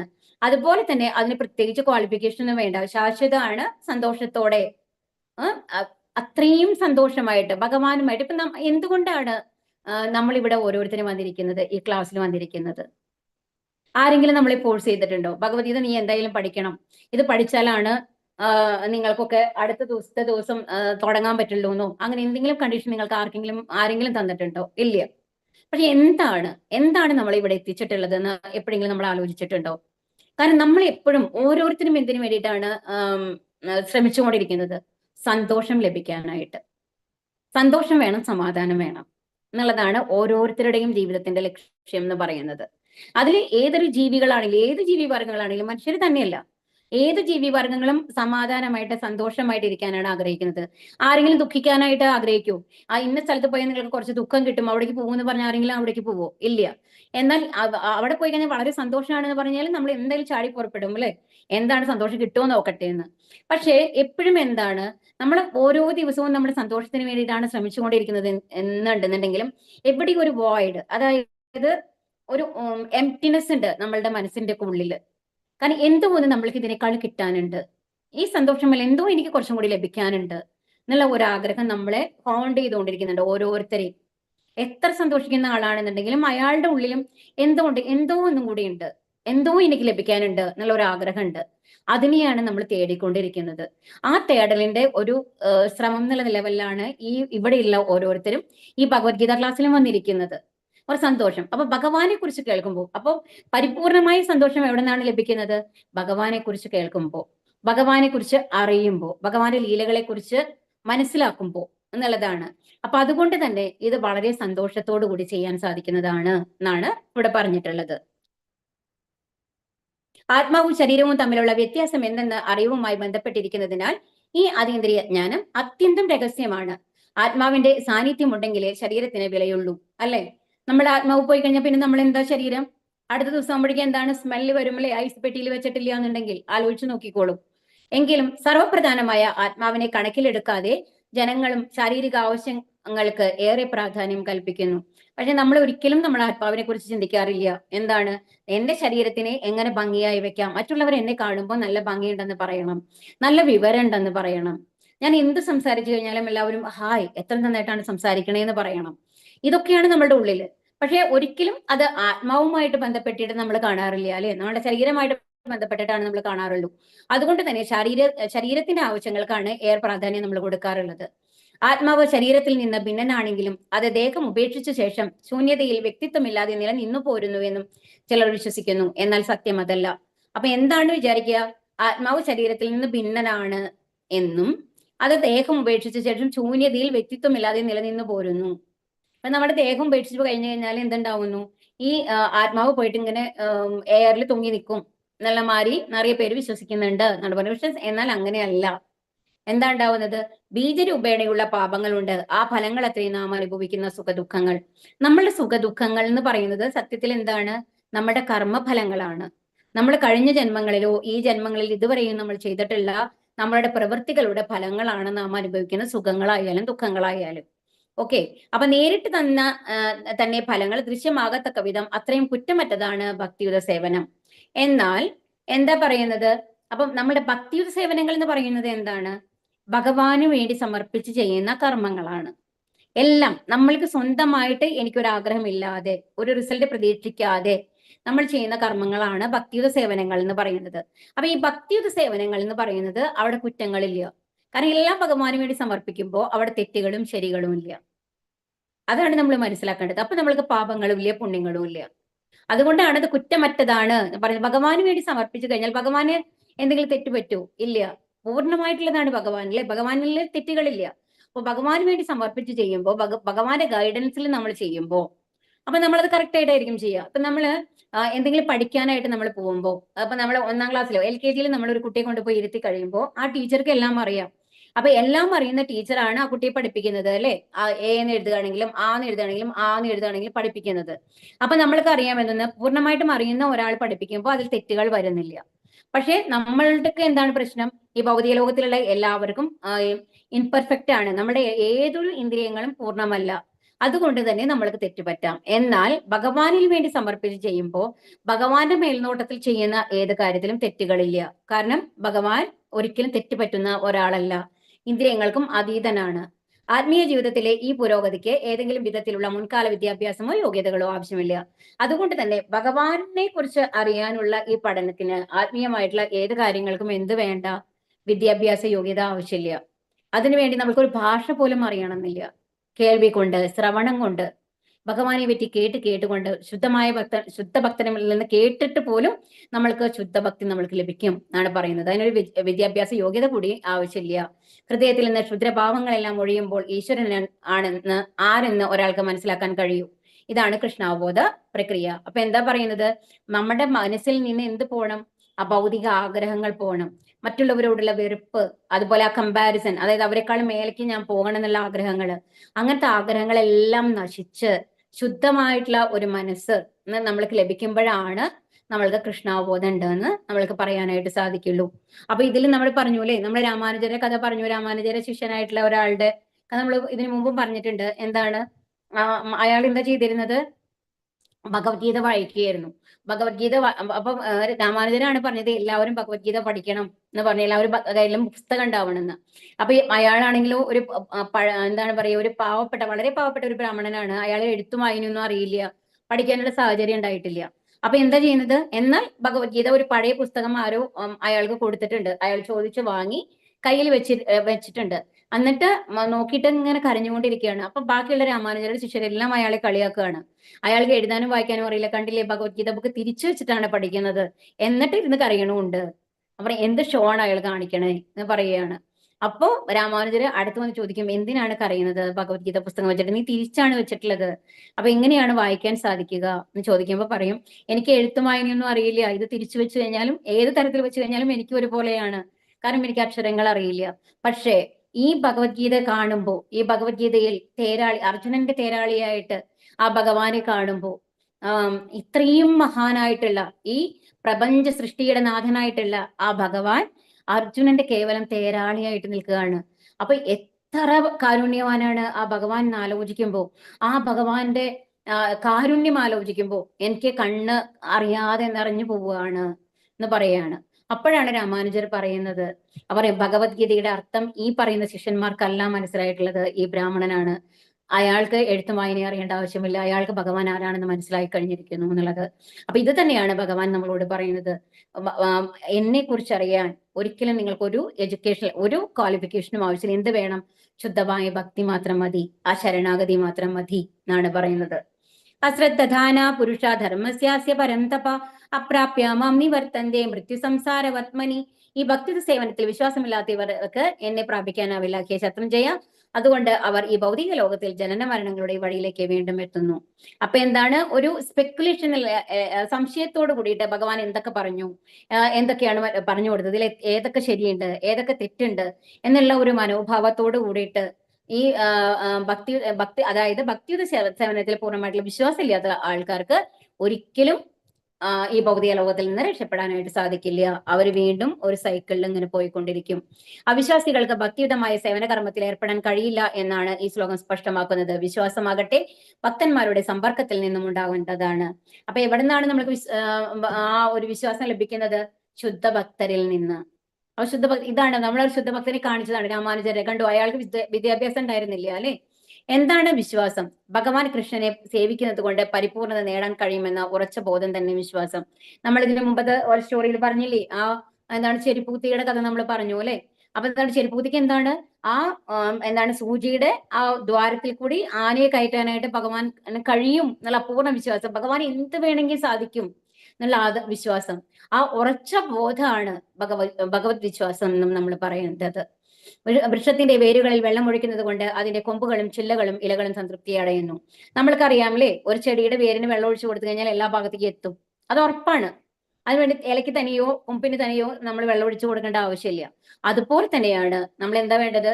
ഭഗവാനെ വിശ്വസിച്ചാൽ, പൂർണ്ണമായും ശരണാഗതി അടഞ്ഞു കഴിഞ്ഞാൽ എല്ലാ കാര്യങ്ങളും ഭഗവാൻ നോക്കിക്കോളും എന്നുള്ള ആ ഒരു തൃപ്തി നമ്മളുടെ ഉള്ളിൽ ഉണ്ടാവണം, വിശ്വാസം നമ്മളുടെ ഉള്ളിൽ ഉണ്ടാവണം. കൃഷ്ണാബോധ പ്രവർത്തകരിൽ 3 തരക്കാരുണ്ട്. അപ്പൊ അതിൽ കൃഷ്ണാബോധ പ്രവർത്തകരിൽ 3 തരക്കാരാണുള്ളത്. ഒന്ന് ആരാണ്? കനിഷ്ഠാധികാരി, മധ്യമാധികാരി, ഉത്തമാധികാരി, 3 തരത്തിലാണ് പറയുക. അപ്പൊ അതില് ആദ്യത്തേതെന്ന് പറയുന്നത്, നമ്മൾ ഒരു അമ്പലത്തിൽ പോയിട്ട് നമ്മൾ ഭഗവാനെ തൊഴുന്നു. അത് അധികവും നമ്മളൊരു ലിസ്റ്റ് കൊണ്ടാണ് പോവുക.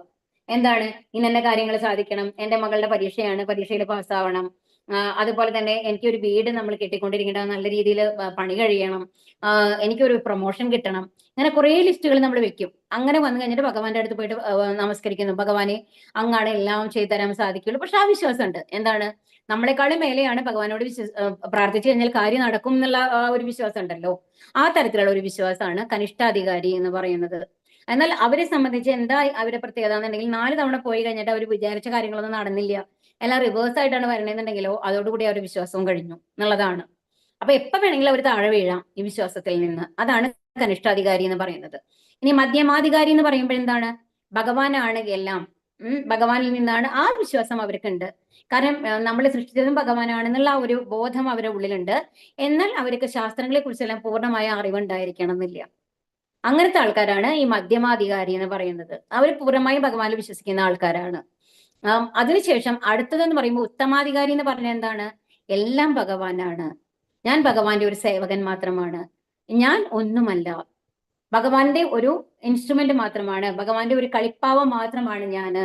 നമ്മൾ ഈ പാവ കൂത്ത് എന്ന് പറഞ്ഞിട്ടുള്ള കളി ഉണ്ടല്ലോ, അതിലെന്താ ഉണ്ടാവുക? പിന്നിലത്തെ ഒരാൾ ഇങ്ങനെ ചരട് വെച്ചിട്ട് കളിക്കുന്നതിനനുസരിച്ച് ആ പാവകൾ ഇങ്ങനെ മൂവ് ആയിക്കൊണ്ടിരിക്കും. നമ്മൾക്ക് തോന്നും എന്താണ് പാവകളാണ് എല്ലാം ചെയ്തുകൊണ്ടിരിക്കുന്നത് എന്ന്, അല്ലെ? അതുപോലെ തന്നെയാണ്. അപ്പൊ ഭഗവാന്റെ കയ്യിലുള്ള ഒരു പാവം മാത്രമാണ് നാം. ഭഗവാൻ എന്താണ് നമ്മളെ കൊണ്ട് ചെയ്യിപ്പിക്കുന്നത് അതാണ് നമ്മൾ ചെയ്യുന്നത് എന്നുള്ള അപൂർണമായ വിശ്വാസം. എല്ലാം ഭഗവാനാണ്, ഭഗവാനെ സമർപ്പിച്ച് ജീവിക്കുന്ന ആൾക്കാരാണ് ഉത്തമാധികാരി എന്ന് പറയുന്നത്. അപ്പൊ എപ്പോഴും നമ്മൾ ഒരു ഗുരുവായിട്ട് സ്വീകരിക്കേണ്ടത് ഉത്തമാധികാരി ലെവലുള്ള ആൾക്കാരെയാണ്. കാരണം ഉത്തമാധികാരി എപ്പോഴും എന്താണ് വിചാരിക്കുന്നത്? അവർക്ക് എല്ലാം ഭഗവാനാണെന്ന് അറിയാം, ഭഗവാനിലാണ് നമ്മളെ സൃഷ്ടിച്ചിട്ടുള്ളതും നമ്മളുടെ ഓരോ പ്രവൃത്തികൾക്കും കാരണവും ഭഗവാനാണെന്ന് അറിയാം. അതുപോലെ തന്നെ ഈ ലോകത്തിലുള്ള ഓരോരുത്തരും ഈ 3 പ്രകൃതി ഗുണങ്ങൾ കൊണ്ട് ഭഗവാന്റെ മായൽ കൊണ്ട് കഷ്ടപ്പെടുകയാണ്. നമ്മളുടെ ദൗത്യം എന്ന് പറയുന്നത് അവരെ എല്ലാവരെയും ഭഗവാന്റെ അടുത്ത് എത്തിക്കുകയാണ് എന്നുള്ള ഒരു ദൗത്യം കൂടി അവർ ഏറ്റെടുക്കും എന്നുള്ളതാണ്. അപ്പൊ എപ്പോഴും ഒരു ഉത്തമ ഗുരു എന്ന് പറയുന്നത് എപ്പോഴും ആരാണ്? ഉത്തമാധികാരി ലെവലുള്ള ഒരാളെയാണ് നമ്മൾ ഒരു ഗുരുവായിട്ട് സ്വീകരിക്കേണ്ടത്. അപ്പൊ ഈ 3 തരത്തിലുള്ള ആൾക്കാരാണ്. അപ്പൊ ശുദ്ധ ഭക്തര് അല്ലെങ്കിൽ മഹാത്മാ എന്നുള്ള ലെവലിലുള്ള ആൾക്കാരാണ് ഉത്തമാധികാരി എന്ന് പറയുന്നത്. മയാ തദമിതം സർവം ജഗത് അവ്യക്തമൂർത്തിനാമസ്താനി സർവഭൂതാനി ന ചാകം തേഷവസ്ഥിതഃ. അവ്യക്തമായ രൂപത്തിൽ ഞാൻ ഈ പ്രപഞ്ചമെമ്പാടും വ്യാപിച്ചു നിൽക്കുന്നു. സർവ്വഭൂതങ്ങളും എന്നിലാണ്, ഞാൻ അവയിലല്ല സ്ഥിതി ചെയ്യുന്നത്. അപ്പൊ ഇവിടെ എന്താ പറയുന്നത്? അവ്യക്തമായി ഭഗവാനെ നമ്മൾക്ക് കാണാനായിട്ട് സാധിക്കും. നമ്മൾ പറഞ്ഞു അല്ലെ, എന്താ പറയുന്നത്? മത്ത പരതരം നാന്യത് കിഞ്ചിദഷ്ടി ധനഞ്ജയ മയി സർവമിതം പ്രോതം സൂത്രേ മണിഗണ ഇവ എന്നുള്ള ഒരു ശ്ലോകം നമ്മൾ പഠിച്ചു അല്ലെ ഇതിനു മുമ്പ്. അപ്പം അതിലെന്താ പറഞ്ഞത്? ഒരു മാല മാല ഒരു ചരടില് മുത്തുമണികൾ കോർത്തു വെച്ചിട്ട് ഒരു മാല ഉണ്ടാവുന്നത് പോലെ ഈ പ്രപഞ്ചം കൂടെ നിലനിർത്തുന്നത് ആരാണ്? ഭഗവാനാണ്. പക്ഷെ അതിന് പിന്നിൽ ഭഗവാൻ ഉണ്ടെന്ന് നമുക്ക് കാണാനായിട്ട് സാധിക്കൂ? ഇല്ല. എന്നാൽ ഭഗവാന്റെ പ്രസൻസ് ഇല്ലെങ്കിലോ എല്ലാം വ്യർത്ഥാണ് അല്ലെ, ജീവനില്ലാത്തതാണ്, ചൈതന്യം ഇല്ലാത്തതാണ് അല്ലെ. അപ്പൊ എന്താ പറയുന്നത്? അവ്യക്തമായ രൂപത്തിൽ ഞാൻ ഈ പ്രപഞ്ചമെമ്പാടും വ്യാപിച്ചു നിൽക്കുന്നു. അപ്പൊ നമ്മൾ പറഞ്ഞു ഒരു സോഹം അത്സുഖവും തേയ എന്ന് പറഞ്ഞു. എന്താണ്? വെള്ളത്തിന്റെ ആ രുചി എന്ന് പറയുന്നത് ആരാണ്? ഞാനാണ്. അതുപോലെ തന്നെ സൂര്യന്റെയും ചന്ദ്രന്റെയും പ്രകാശം ഞാനാണ്. അപ്പൊ ഈ ഭൂമിയിൽ കാണുന്ന എല്ലാം എന്താണ്? ഭഗവാനാണ്. നമ്മുടെ എന്താ പറയാ, ദഹിപ്പിക്കാനുള്ള അഗ്നി എന്ന് പറയുന്നത് ആരാണ്? ഭഗവാനാണ് അല്ലെ. അപ്പൊ എല്ലാം ഭഗവാനാണ്. പക്ഷെ ഇതെല്ലാം നമ്മൾക്ക് ഓരോന്നും ഓരോന്നും ഭഗവാനാണെന്ന് നമുക്ക് തോന്നുന്നു. നമ്മൾ എങ്ങനെയാണ് അറിയുന്നത്? നമ്മളുടെ ഫുഡ് ഡൈജസ്റ്റ് ആവുന്നു, അപ്പൊ ഒരു അഗ്നി ഉണ്ട് എന്നുള്ള ലെവലാണ്. അത് ഭഗവാനായിട്ട് നമ്മൾ കാണുന്നുണ്ടോ? ഇല്ല. അപ്പൊ പക്ഷെ ഓരോന്നിനെയും കുറിച്ചും നമ്മൾ ചിന്തിച്ചു കഴിഞ്ഞാല് അതിലെല്ലാം ഭഗവാന്റെ പ്രസൻസ് നമ്മൾക്ക് കാണാം. അതാണ് പറയുന്നത്, അവ്യക്തമായ രൂപത്തിൽ ഞാൻ ഈ പ്രപഞ്ചമെമ്പാടും വ്യാപിച്ചു നിൽക്കുന്നു, സർവ്വഭൂതങ്ങളും എന്നിലാണ്, ഞാൻ അവയിലല്ല സ്ഥിതി ചെയ്യുന്നത്. ഇപ്പൊ നമ്മളിൽ നിന്ന് ഭഗവാൻ പോയി കഴിഞ്ഞാൽ എന്താണ്? നമ്മൾ ജഡവസ്തുവായി കഴിഞ്ഞു. നമ്മളത് പിന്നെന്താവും? മണ്ണിലേക്ക് ലയിച്ചു തരും അല്ലെ. അങ്ങനെയാണ് ഉണ്ടാവുന്നത്. അപ്പൊ ഭഗവാൻ ഓരോരുത്തരിലും എല്ലായിടത്തോളം കാലത്താണ് ആ ചൈതന്യം എന്ന് പറയുന്നത് നിലനിൽക്കുന്നത്. അത് അതേപടി ഉള്ളത്. എന്ന് നമ്മൾ മനസ്സിലാക്കണം. അപ്പൊ എല്ലാ ജീവജാലങ്ങളും ആരിലാണുള്ളത്? ഭഗവാനിലാണ് ഉള്ളത്. ആ ഭഗവാനിന്റെ പ്രസൻസ് പോയി കഴിഞ്ഞാൽ എന്താണ്? എല്ലാം ജഡവസ്തുവായി മാറുന്നു എന്നുള്ളത് മനസ്സിലാക്കണം. ഭഗവാൻ ശ്രീകൃഷ്ണന്റെ നാമം, യശസ്, ലീലകൾ മുതലായവ ഭൗതികമായ ഇന്ദ്രിയങ്ങൾക്ക് വിഭവിക്കുന്നില്ല. പരിശുദ്ധമായ ഭക്തിയോടെ ശരിയായ മാർഗനിർദ്ദേശത്തോടെ ഭഗവത് സേവനത്തിൽ ഏർപ്പെടുന്നവർക്ക് അദ്ദേഹത്തെ അറിയാൻ കഴിയൂ. അപ്പൊ ശുദ്ധമായ ഒരു ഭക്തിയുത സേവനങ്ങൾ ചെയ്യുന്ന ആൾക്കാർക്ക്, ഭക്തന്മാർക്ക് മാത്രമാണ് ആ ഭഗവാനെ കുറിച്ച് അറിയാനായിട്ട് സാധിക്കുള്ളൂ. ഭഗവാൻ ഗോവിന്ദനോടുള്ള അതീന്ദ്രിയമായ പ്രേമത്തെ വളർത്തിയെടുത്ത ഭക്തന് അദ്ദേഹത്തെ തന്റെ ഉള്ളിലും പുറത്തും ഒരുപോലെ എപ്പോഴും കാണാൻ കഴിയും. അപ്പൊ എങ്ങനെയാണ്? അതാണ് ആ ഉത്തമാധികാരി ലെവൽ എന്ന് പറയുന്നത്. അപ്പൊ എന്താ ഉണ്ടാവുക? ആ അതീന്ദ്രിയമായ ഭഗവാനോടുള്ള സ്നേഹം നമ്മൾ വരുമ്പോ നമ്മൾ കാണുന്ന ഓരോ ജീവജാലങ്ങളും നമ്മൾക്ക് അറിയാം എന്തെന്ന്. അവരെന്തുകൊണ്ടാണ് ചലിച്ചുകൊണ്ടിരിക്കുന്നത്? ഭഗവാൻ ഉള്ളത് കൊണ്ടാണ്. അവരുടെ ഉള്ളിലുള്ളതും ഭഗവാനാണ്. അപ്പൊ എല്ലാവരെയും ആ ഭഗവാന്റെ രൂപത്തിൽ നമ്മൾക്ക് കാണാനായിട്ട് സാധിക്കും. അപ്പൊ എല്ലാ പുറത്തും അകത്തും അത് നമ്മുടെ ഉള്ളിലുള്ളത് ആരാണ്? ഭഗവാൻ തന്നെയാണ്. അതുകൊണ്ടാണ് നമ്മൾ ഇത്ര ആക്റ്റീവായിട്ട് നമുക്ക് ഭഗവത്ഗീതയിൽ ഇരുന്ന് പഠിക്കാൻ സാധിക്കുന്നത്, അല്ലെ? അപ്പൊ ആ ഭഗവാന്റെ സാന്നിധ്യം കൊണ്ടാണ് നമ്മൾക്കും എന്താണ് ഭഗവാനെ കുറിച്ച് മനസ്സിലാക്കാനും അറിയാനും കഴിയുന്നത്. അപ്പൊ എന്തിന്റെയും ഉള്ളിലും പുറത്തും ഭഗവാനാണ് ഉള്ളത് എന്ന് നമ്മൾക്ക് മനസ്സിലാക്കാനായിട്ട് സാധിക്കും ഒരു ശുദ്ധ ഭക്തന്.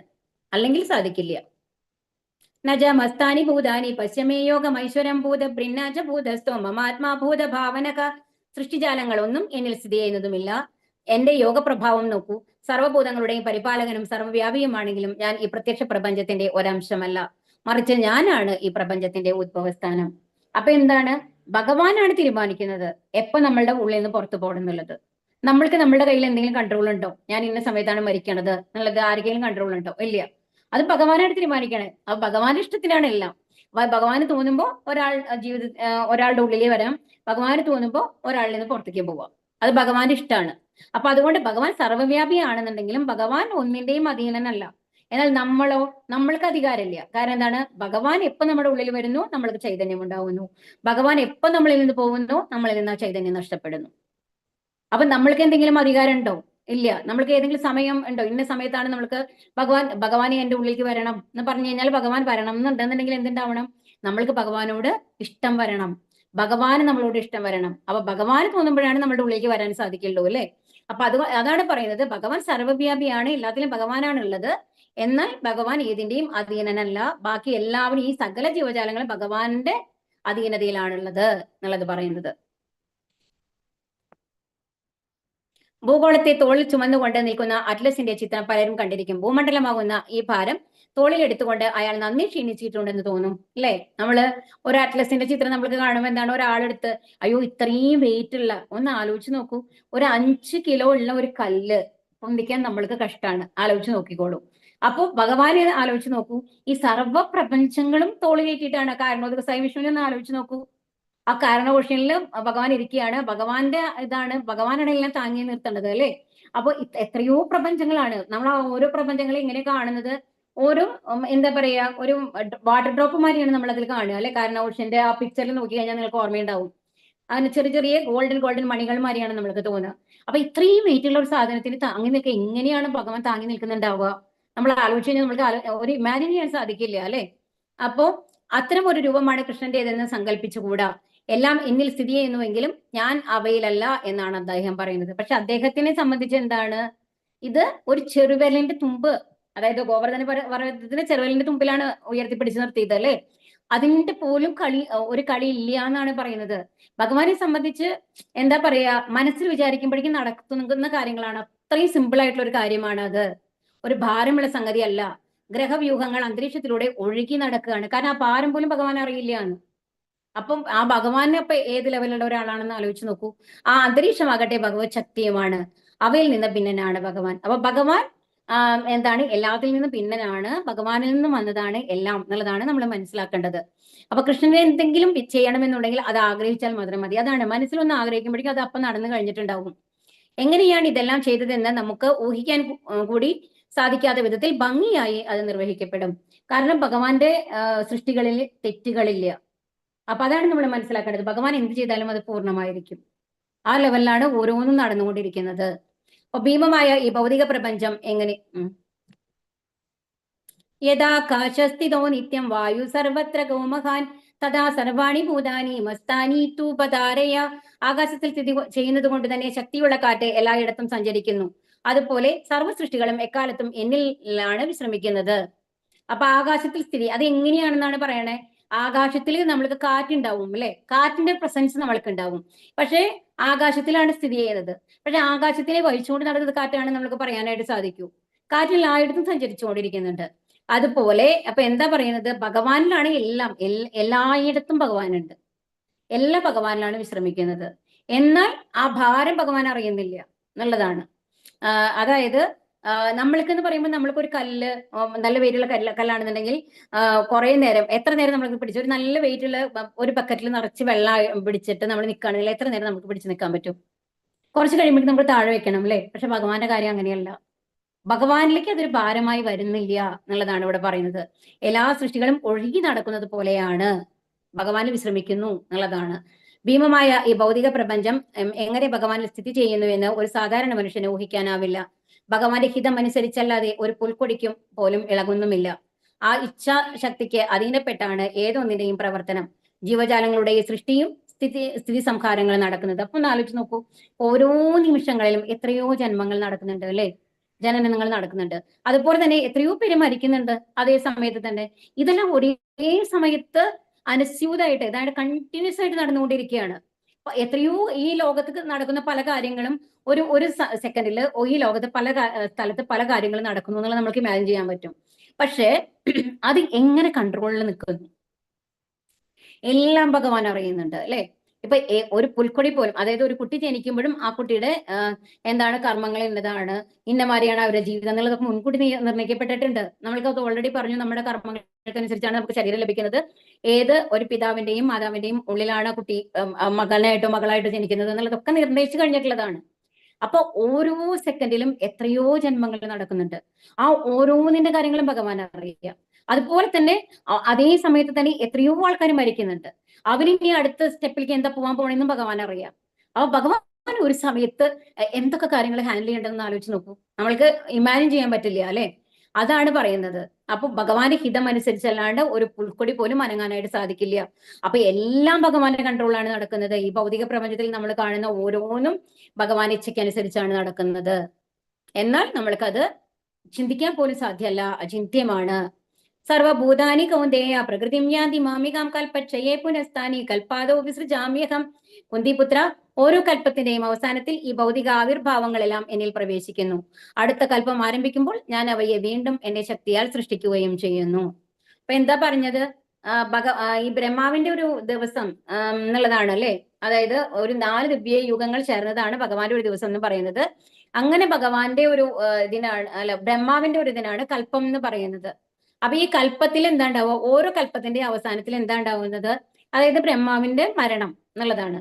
ആ കൽപ്പം അവസാനിക്കുമ്പോ ഈ ഭൗതിക ആവിർഭാവങ്ങളെല്ലാം എന്ത് പറയുന്നു, ഭഗവാനിലേക്ക് പ്രവേശിക്കുന്നു.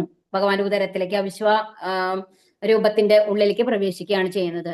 ഇനി അടുത്ത കൽപ്പം വരുമ്പോഴോ, അടുത്ത കൽപ്പം ആരംഭിക്കുമ്പോൾ എന്ത് ചെയ്യും, വീണ്ടും ഈ സൃഷ്ടികളൊക്കെ, അപ്പൊ വീണ്ടും കാരണോദക സവിഷ്ണു ആ ഉച്ഛസിക്കുന്ന സമയമാണ് പറയുന്നത്. അപ്പൊ എല്ലാ പ്രപഞ്ചങ്ങളും വരുന്നു. ആ പ്രപഞ്ചത്തിൽ ആര് വരും, ഗർഭോദക സവിഷ്ണു വരും. ഗർഭോദക സവിഷ്ണുവിന്റെ നാഭിയിൽ നിന്ന് ആര് വരുന്നു, ബ്രഹ്മാവ് വരുന്നു. അങ്ങനെ സൃഷ്ടികൾ മുഴുവൻ സൃഷ്ടി വൈവിധ്യങ്ങൾ ഉണ്ടാവുന്നു. ആ ഓരോ സൃഷ്ടികളുടെ ഉള്ളിലേക്കും ആര് വരുന്നു, ക്ഷീരോദക സവിഷ്ണു ആരായിട്ട് വരുന്നു, പരമാത്മാവായിട്ട് വരുന്നു അല്ലെ. അപ്പൊ അങ്ങനെ വരുന്നു. അപ്പൊ ഇങ്ങനെ ഓരോ കൽപ്പത്തിലും ഇതിങ്ങനെ തുടർച്ചയായിട്ട് നടന്നുകൊണ്ടിരിക്കും എന്നുള്ള ഒരു സൈക്കിളായിട്ട് ഇങ്ങനെ നടന്നുകൊണ്ടിരിക്കും എന്നുള്ളതാണ്. കൽപ്പാവസാനം എന്നത് ബ്രഹ്മാവിന്റെ മൃത്യുവിനെയാണ് കുറിക്കുന്നത്. ഒരു നൂറ്റാണ്ട് നിൽക്കുന്നതാണ് ബ്രഹ്മാവിന്റെ ജീവിതകാലം. ഇതിന്റെ ഓരോ പകലും ഭൂലോകവാസികളുടെ 430 കോടി സംവത്സരങ്ങൾ ഉൾക്കൊണ്ടത് അത്രേ. കണ്ടോ, ഓരോ പകൽ എന്ന് പറയുന്നത് 430 കോടി സംവത്സരങ്ങളാണ്. 100 വത്സരങ്ങൾ തികഞ്ഞ് ബ്രഹ്മാവിന് 100 വയസ്സാണ്. പക്ഷെ ബ്രഹ്മാവിന്റെ ഒരു വത്സരം എന്ന് പറയുന്നതാണ് നമ്മളുടെ 4 ദിവ്യയുഗങ്ങളുടെ ഇത് എന്ന് പറയുന്നത്. മനസ്സിലാവുണ്ടോ? ഒരു പകൽ കേട്ടോ, അത് കഴിഞ്ഞിട്ട് ഒരു രാത്രിയും കൂടി വരും. അങ്ങനെ ഒരു പകലും രാത്രിയും വരുന്നതാണ് എന്തെന്ന് വരുന്നത്. അങ്ങനെ 100 കൊല്ലങ്ങളാണ് ബ്രഹ്മാവ് ഉള്ളത്. അപ്പൊ ഓരോ പകൽ എന്ന് പറയുന്നത് എത്രയാണ്, 430 കോടി. അപ്പൊ അത്ര തന്നെ രാത്രി ഉണ്ടാവുമല്ലോ. അപ്പൊ ഒന്ന് ആലോചിച്ച് നോക്കൂ. അപ്പൊ 860 കോടി വർഷങ്ങളാണ്, നമ്മളുടെ 860 കോടി വർഷങ്ങളാണ് ബ്രഹ്മാവിന്റെ ഒരു ദിവസം എന്ന് പറയുന്നത്. അങ്ങനത്തെ 100 ദിവസങ്ങളാണ്, 100 വർഷങ്ങളാണ്, ദിവസമാണ് പറഞ്ഞത് അത്. അങ്ങനെ 100 കൊല്ലങ്ങളാണ് ആർക്ക്, ബ്രഹ്മാവിന്റെ ഇതെന്ന് പറയുന്നത്. അപ്പൊ ബ്രഹ്മാവിൽ നിന്ന് ആരംഭിച്ച ശക്തി അദ്ദേഹത്തെ തന്നെ പ്രാപിക്കുന്നു എന്നർത്ഥം. അപ്പൊ ഈ കൽപ്പം കഴിയുമ്പോഴാണ് നമ്മൾ പറഞ്ഞില്ല ഇന്നലെ പ്രാപഞ്ചിക പ്രളയം എന്ന് പറയുന്നത് എല്ലാം ഈ ഭൗതിക ലോകം മുഴുവൻ എന്തില വെള്ളത്തിന്റെ അടിയിലേക്ക് പോകുന്ന ആ ഒരു അവസ്ഥയാണ് കേട്ടോ അതെന്ന് പറയുന്നത്. പ്രകൃതിം സാമവഷ്ടഭ്യ വിസൃജാമി പുനഃ ഭൂതഗ്രാമാമിമം കൃഷ്ണം അവശം പ്രകൃതിർവശാൻ. പ്രപഞ്ച പ്രവർത്തനം എന്റെ അധീനതയിലാണ്. എന്റെ ഇച്ഛയ്ക്കനുസരിച്ച് അത് വീണ്ടും വീണ്ടും ആവിർഭവിക്കുകയും ഒടുവിൽ തിരോഭവിക്കുകയും ചെയ്യുന്നു. അപ്പൊ എല്ലാം ഭഗവാന്റെ ഇഷ്ടത്തിനനുസരിച്ചാണ്. അപ്പൊ ഭഗവാന്റെ ഒരു ഉച്ഛ്വാസ സമയം മാത്രമാണ് ആരുടെ ബ്രഹ്മാവിന്റെ ഒരു ജീവിതകാലം എന്ന് പറയുന്നത്. അത് ഈ ബ്രഹ്മാവിന്റെ ജീവിതം എന്ന് പറയുന്നത് നമ്മളെ സംബന്ധിച്ച് എത്രയാണെന്ന് ആലോചിച്ച് നോക്കൂ. ബ്രഹ്മാവിന്റെ ഒരു ദിവസം എന്ന് പറയുന്നത് 860 കോടി, അതായത് ഒരു രാത്രിയും പകലും ചേർന്നത്. അങ്ങനത്തെ 100 ദിവസങ്ങളുണ്ട്, അല്ല 100 ദിവസങ്ങളല്ല 100 കൊല്ലങ്ങളുണ്ട് ആർക്ക്? ബ്രഹ്മാവിന്. അത് എന്ന് പറയും ഈ അതായത് 3.11 ട്രില്യൺ ഇയേഴ്സ് എന്നാണ് പറയുക. ഈ 3.11 ട്രില്യൺ ഇയേഴ്സ് എന്ന് പറയുന്നതാണ് ഭഗവാന്റെ ഒരു ഉച്ഛ്വാസ സമയം എന്ന് ആലോചിക്കുക. അതായത് ഒരു ശ്വാസം ഉള്ളിലേക്ക് വലിക്കണത് സമയം. അപ്പൊ നമ്മൾ ആലോചിച്ച് നോക്കൂ എന്താണ് ഭഗവാന്റെ ആ ഒരു ഇത് എന്നുള്ളത്. അപ്പൊ ഭഗവാന്റെ അധമശക്തിയുടെ ആവിഷ്കാരമാണ് പ്രപഞ്ചം. ഭഗവാന്റെ ആദിപുരുഷ അവതാരമായ മഹാവിഷ്ണു കാരണസമുദ്രത്തിൽ കിടക്കുന്ന അദ്ദേഹത്തിന്റെ ഉച്ഛ്വാസങ്ങളിൽ നിന്നാണ് എണ്ണമറ്റ പ്രപഞ്ചങ്ങൾ ഉണ്ടാകുന്നത്. കണ്ടോ, ആ ഒരു ഉച്ഛ്വാസ സമയം എന്നുള്ളതാണ് ആ ഉള്ളിലേക്ക് ശ്വാസം വലിക്കുന്ന സമയമാണ് ബ്രഹ്മാവ് മരിക്കുന്ന സമയം എന്ന് പറയുന്നത്. ആ ബ്രഹ്മാവിന്റെ അപ്പൊ അതന്നെ എത്ര കോടി വർഷങ്ങളാണ് അല്ലേ, ഒന്ന് ആലോചിച്ച് നോക്കൂ. അപ്പൊ ഓരോ അപ്പൊ ഈ ഭഗവാന്റെ ഒരു ഉച്ഛ്വാസ സമയം മാത്രമാണ് ബ്രഹ്മാവിന്റെ ഒരു ലൈഫ് എന്ന് പറയുന്നത്. നമ്മളുടെ എത്രയോ കോടാനുകോടി വർഷങ്ങളാണ് എന്തെന്ന് ആ ബ്രഹ്മാവിന്റെ ലൈഫ് എന്ന് പറയുന്നത്. അപ്പൊ നമ്മൾ എത്ര തുച്ഛമാണ് എന്നൊന്ന് ആലോചിച്ച് നോക്കുക. അങ്ങനെയാണ് ഓരോ പ്രപഞ്ചവും സൃഷ്ടിക്കപ്പെടുന്നത്. വിവിധ ജീവാത്മാക്കളുടെ വാസനകൾക്ക് അനുയോജ്യമായാണ് സൃഷ്ടി നടത്തുന്നത്. അതുകൊണ്ട് തന്നെ ഭഗവാൻ അതിൽ പെട്ടുപോകുന്നില്ല. അപ്പൊ എങ്ങനെയാണ് നമ്മൾക്ക് ഒരു ലൈഫ് ഭഗവാൻ തരുന്നത്? നമ്മളുടെ ആഗ്രഹങ്ങൾക്കനുസരിച്ച്, നമ്മളുടെ പ്രവൃത്തികൾക്കനുസരിച്ച്. അപ്പൊ നമ്മൾ എന്താണോ ഏറ്റവും കൂടുതൽ ആഗ്രഹിക്കുന്നത് അതാണ് ഭഗവാൻ തരണേന്ന് ആലോചിക്കണം. അപ്പൊ നമ്മളെ ഒരു നായയായിട്ട് നമ്മൾ ജനിപ്പിച്ചു എന്നുണ്ടെങ്കിൽ അതിന്റെ കാരണം ഭഗവാനല്ല, നമ്മൾക്ക് മനുഷ്യജന്മം തരുന്നില്ല. നമ്മൾക്ക് ഒരു നായയുടെ ജന്മം തരാൻ കാരണം എന്താണ്? അല്ലെങ്കിൽ ഒരു എന്താണ് പുലിയുടെ ജന്മോ സിംഹത്തിന്റെ ജന്മം തരുമ്പോൾ എന്താണ്? അത്രയും നമ്മൾക്ക് മാംസാഹാരത്തിനോടൊക്കെ രുചി ഉണ്ടെന്നുണ്ടെങ്കിൽ ഒരു വന്യമൃഗമായിട്ട് ഭഗവാൻ നമ്മൾക്ക് തരും. നിങ്ങളുടെ ആഗ്രഹത്തിലല്ലേ? അപ്പൊ അങ്ങനത്തെ ഒരു ജന്മമാണ് ഭഗവാൻ നമ്മൾക്ക് തരിക. അപ്പൊ നമ്മളുടെ ആഗ്രഹങ്ങൾക്കനുസരിച്ച്, നമ്മളുടെ പ്രവൃത്തികൾക്കനുസരിച്ചാണ് നമ്മളുടെ ജീവിതം നമ്മൾക്ക് ഭഗവാൻ തരുന്നത്. അതുകൊണ്ട് ഒരിക്കലും ഭഗവാൻ അതിന്റെ മേല് അതിൽ പെട്ടുപോകുന്നില്ല എന്നാണ് പറയുന്നത്. നച്ച മാം താനി കർമാണി നിബധ്നന്തി ധനഞ്ജയ ഉദാസീനവദാസീനം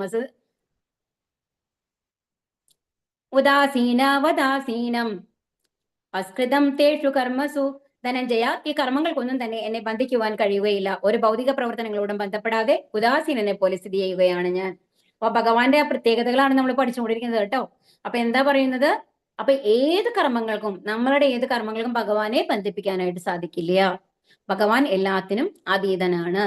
ഒരു ഭൗതിക പ്രവർത്തനങ്ങളോടും ബന്ധപ്പെടുന്നില്ല. അപ്പൊ ഭഗവാന് ഒരു ഭൗതിക പ്രവർത്തനങ്ങളോടും ബന്ധമില്ല. അതെങ്ങനെയാണ്? ഒരു ഹൈക്കോടതി ജഡ്ജിമാരെയാണ്. അപ്പൊ ഒരാള് കൊലകുറ്റത്തിന് വന്നു കഴിഞ്ഞാല് അതിന് ശിക്ഷ വിധിക്കുന്നത് ആരാണ്? ജഡ്ജാണ്. എന്നാൽ ആ കുറ്റം ചെയ്ത ആളുമായിട്ട് ആ ജഡ്ജിന് എന്തെങ്കിലും ബന്ധമുണ്ടോ? ഇല്ല, അല്ലേ? അയാൾ ഇതിനു മുമ്പ് കണ്ടിട്ട് പോലും ഉണ്ടാവില്ല. ഓക്കെ, അപ്പോ അതുകൊണ്ട് എന്താണ്? അയാൾക്ക് ഒരു ശിക്ഷ, അയാൾ ചെയ്ത കർമ്മങ്ങൾക്കുള്ള പനിഷ്മെന്റ് ഭഗവാൻ കൊടുക്കും എന്നുള്ളതാണ് നമ്മൾക്ക്. അപ്പൊ നമ്മളുടെ കർമ്മങ്ങൾക്ക് അനുസരിച്ചുള്ള ശിക്ഷയോ പുണ്യമോ പാപമോ നമ്മൾക്ക് ഭഗവാൻ തരുന്നു എന്നല്ലോ. ഭഗവാന് ആ പ്രവൃത്തികളുമായിട്ട് ഒരു ബന്ധവും വരുന്നില്ല എന്നുള്ളതാണ് ഇവിടെ പറയുന്നത്. അപ്പൊ ഏത് ഭൗതിക പ്രവർത്തനങ്ങളുമായിട്ടും ഭഗവാൻ ഡയറക്റ്റ് ആയിട്ട് ബന്ധപ്പെടുന്നില്ല. എന്നാൽ ഭഗവാന്റെ അധീനതയിലാണ് ഓരോ കാര്യങ്ങളും നിർണ്ണയിക്കപ്പെടുന്നത്. കാരണം നമ്മൾ എന്ത് ചെയ്യുന്നു അതിനനുസരിച്ച് നമ്മൾ പുണ്യമാണോ പാപമാണോ എന്ന് തീരുമാനിക്കുന്നത് ആരാണ്? ഭഗവാനാണ്. അതിനനുസരിച്ച് അടുത്തൊരു ജന്മം നമ്മൾക്ക് തരുന്നത് ആരാണ്? ഭഗവാനാണ്. എല്ലാം ഭഗവാന്റെ അധീനത്തിലാണ്. എന്നാൽ ഞാൻ ചെയ്യുന്ന കർമ്മങ്ങൾക്ക് ഭഗവാനാണ് കാരണം എന്ന് പറയാനായിട്ട് സാധിക്കുമോ? ഇല്ല. അതാണ് മനസ്സിലാക്കേണ്ടത്.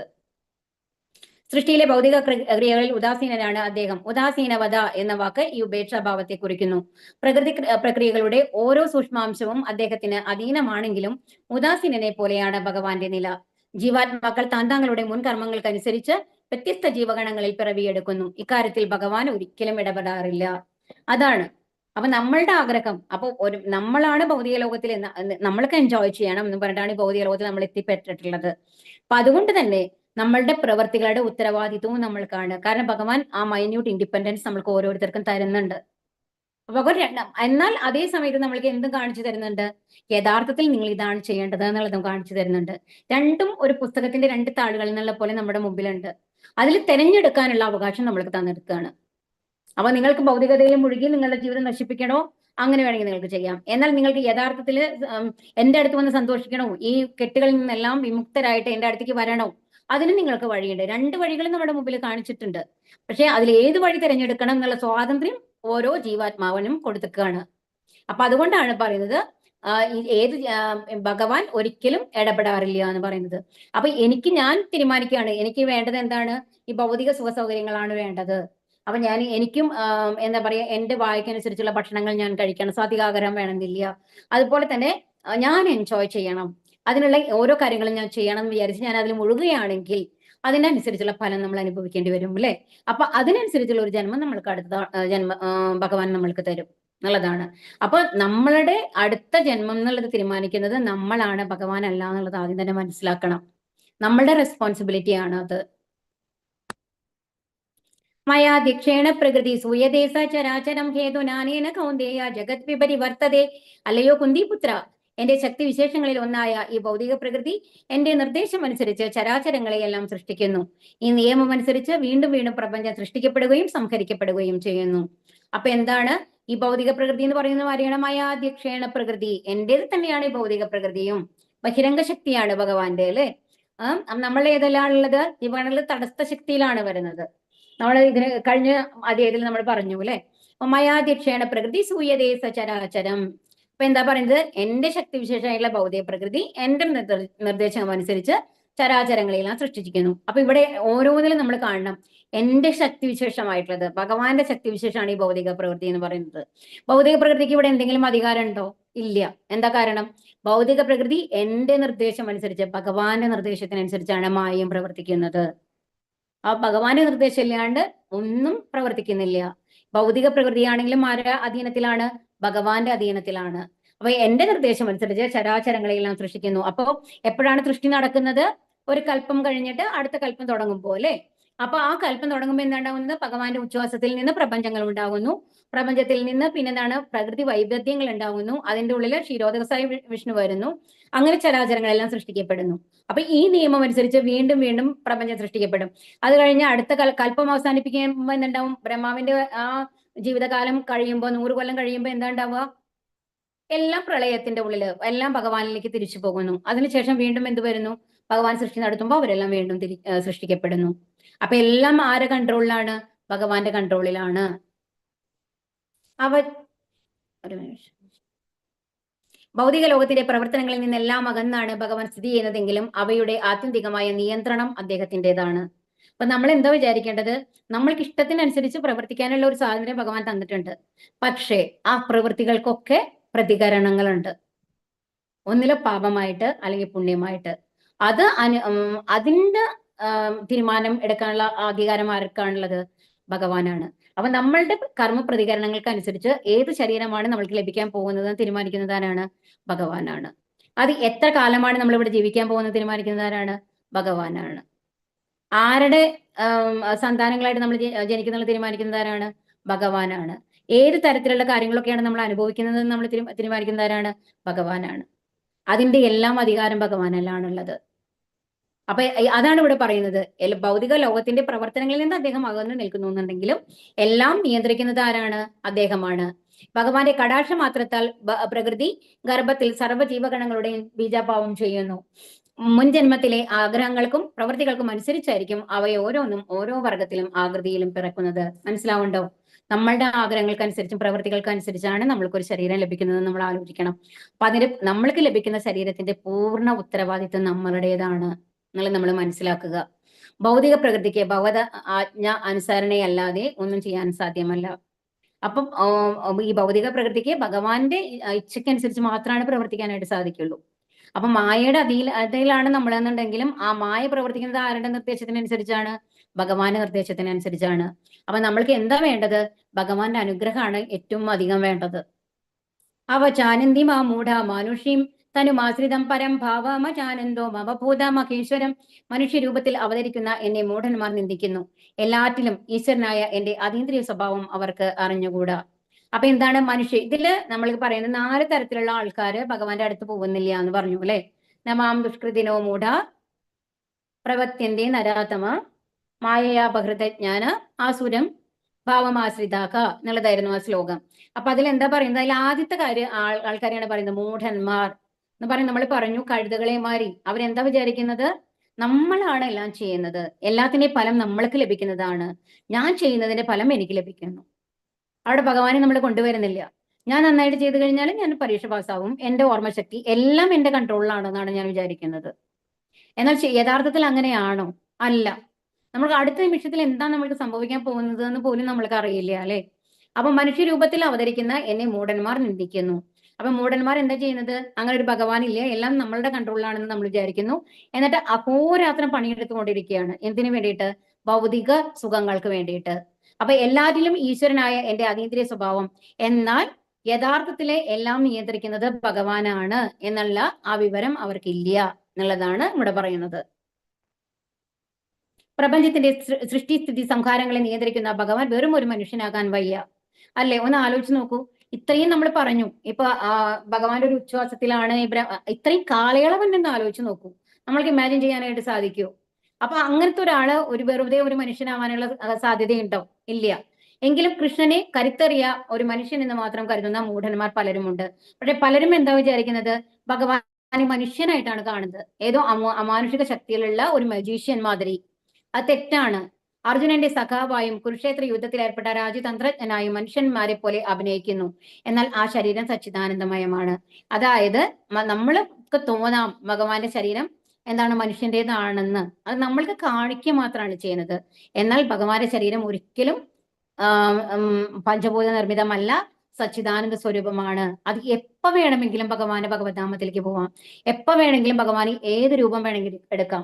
ഇപ്പൊ നമ്മളുടെ മാതിരി പഞ്ചഭൂത നിർമ്മിതമായിട്ടുള്ള ഒരു ശരീരമായിരുന്നു ഭഗവാന്റേതെന്നുണ്ടെങ്കിൽ ഭഗവാൻ വന്നു കഴിഞ്ഞിട്ട് ആ ചെറുപ്രായത്തിൽ വന്നു കഴിഞ്ഞിട്ട് ഒരു ഗോവർദ്ധന പർവ്വതം ഉയർത്തി നിൽക്കാനായിട്ട് സാധിക്കുമായിരുന്നു? ഇല്ല. അതുപോലെ തന്നെ നമ്മുടെ ബ്രഹ്മവിമോഹന ലീല സമയത്ത് ഓരോ പശുക്കുട്ടികളായിട്ട് മാറാനായിട്ട് സാധിക്കുമായിരുന്നു? ഇല്ല. ഉറപ്പല്ലേ?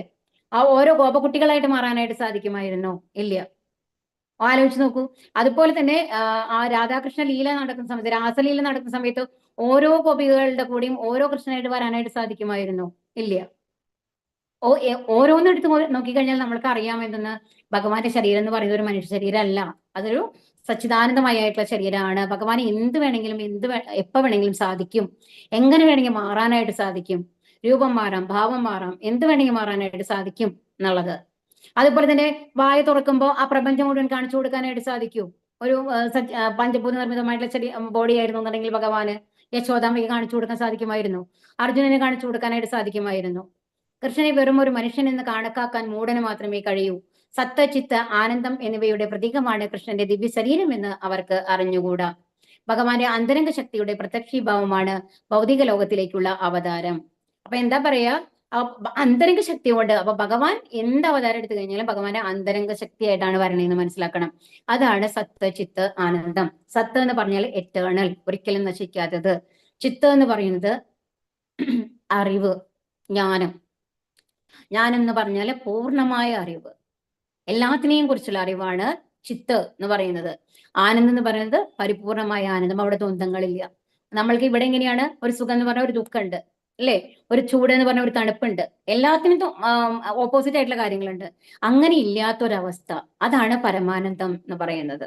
അപ്പൊ ഈ സത്ത്, ചിത്ത്, ആനന്ദം, അതിന്റെ മൂന്നിന്റെയും കൂടി ഒരു പൂർണ്ണമായിട്ടുള്ള ഒരു ഇതാണ് ഭഗവാൻ എന്ന് പറയുന്നത്. പക്ഷെ ആ അന്തരംഗ ശക്തിയുടെ ആ ഭാവത്തിലാണ് ഭഗവാൻ എപ്പോഴും അവതരിക്കുന്നത്, അല്ലാണ്ട് നമ്മുടെ പഞ്ചഭൂത നിർമ്മിതമായിട്ടുള്ള ബഹിരംഗ ശക്തിയായിട്ടല്ല എന്ന് മനസ്സിലാക്കണം. അപ്പൊ ഭൗതിക ശക്തിയുടെ സ്വാധീനതാ വലയത്തിൽ നിന്ന് രക്ഷപ്പെടാനാവുമെങ്കിൽ പ്രപഞ്ചത്തിന്റെ സൃഷ്ടിസ്ഥിതി സംഹാരങ്ങളെ നിയന്ത്രിക്കുന്ന ഭഗവാന്റെ ശരീരം എങ്ങനെ നമ്മളുടേതുപോലെ ഒന്നാകും? നിരാകാരവാദികൾക്കും സാകാരവാദികൾക്കും ഇടയിൽ ഒരു വിവാദ വിഷയമാണ് ഭഗവാന്റെ മനുഷ്യരൂപത്തിലുള്ള ഈ അവതാരം. ക്ഷേത്രത്തിലുള്ള ശ്രീ ഭഗവാന്റെ അർച്ചനാമൂർത്തിയെ മാത്രം ആരാധിക്കുകയും മറ്റു ജീവജാലങ്ങളെ അവഗണിക്കുകയും ചെയ്യുന്ന കനിഷ്ഠ ഭക്തന്റെ വിഗ്രഹാരാധന വ്യർത്ഥമാണ്.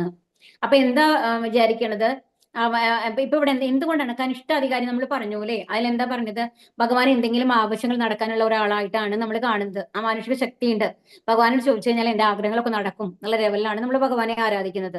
അപ്പൊ അങ്ങനത്തെ അതിലെന്താ മിസ്റ്റേക്ക് വരുന്നതെന്നുണ്ടെങ്കിൽ, അവർക്ക് ഭഗവാനെ അവര് അർച്ചനാമൂർത്തി എന്നുള്ള ആ വിഗ്രഹത്തിൽ ഭഗവാനെ കാണാൻ സാധിക്കും.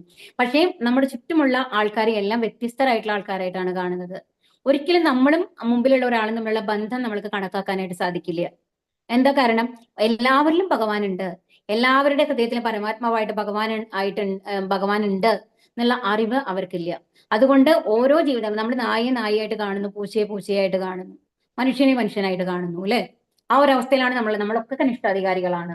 കാരണം നമ്മളെ ചുറ്റുമുള്ള മുമ്പിലുള്ള ഒരു നായയെ വന്നു കഴിഞ്ഞിട്ട് അയ്യോ അത് ഭഗവാനാണ് എന്ന് പറഞ്ഞിട്ട് നമ്മൾക്ക് കാണാനായിട്ട് സാധിക്കുമോ? അതിന് നമ്മൾ ഏറ്റവും ആദ്യം എന്താ ചെയ്യുക? തെരുനായി കാണുന്നുണ്ടെങ്കിൽ വേഗം ഒരു കല്ലെടുക്കും എറിയാനാണ് നോക്കുക, അല്ലെ? കാരണം നമ്മുടെ അടുത്തേക്ക് വരരുത്, നമ്മൾക്ക് ഉപദ്രവം വരരുത് എന്നുള്ളത് മാത്രമാണ് നമ്മൾ ആലോചിക്കുള്ളൂ. നമ്മൾ ഒരിക്കലും ഭഗവാന്റെ ഒരു രൂപം അതിൽ കാണാറില്ല. അപ്പൊ അതുകൊണ്ടാണ് മറ്റു ജീവജാലങ്ങളെ അവഗണിക്കുകയും ചെയ്യുന്ന കനിഷ്ഠ ഭക്തന്റെ വിഗ്രഹാരാധന വ്യർത്ഥമാണ്. അതിനേക്കാൾ മേലെ എല്ലാവരെയും ഭഗവാനായി തുല്യമായിട്ട് കാണാനും ഭഗവാനായിട്ട് കാണാനും കഴിയുമ്പോഴാണ് ആ ഒരു ശുദ്ധ ഭക്തി നമ്മൾക്ക് ലഭിക്കുന്നുള്ളൂ എന്നുള്ളതാണ് ഇവിടെ പറയുന്നത്. മോഹശാമോഹ കർമാണോ മോഹജ്ഞാന വിജേതസക രാക്ഷസീമാസുരീം ചൈവ പ്രകൃതി മോഹിനീം ശ്രിതാഹ.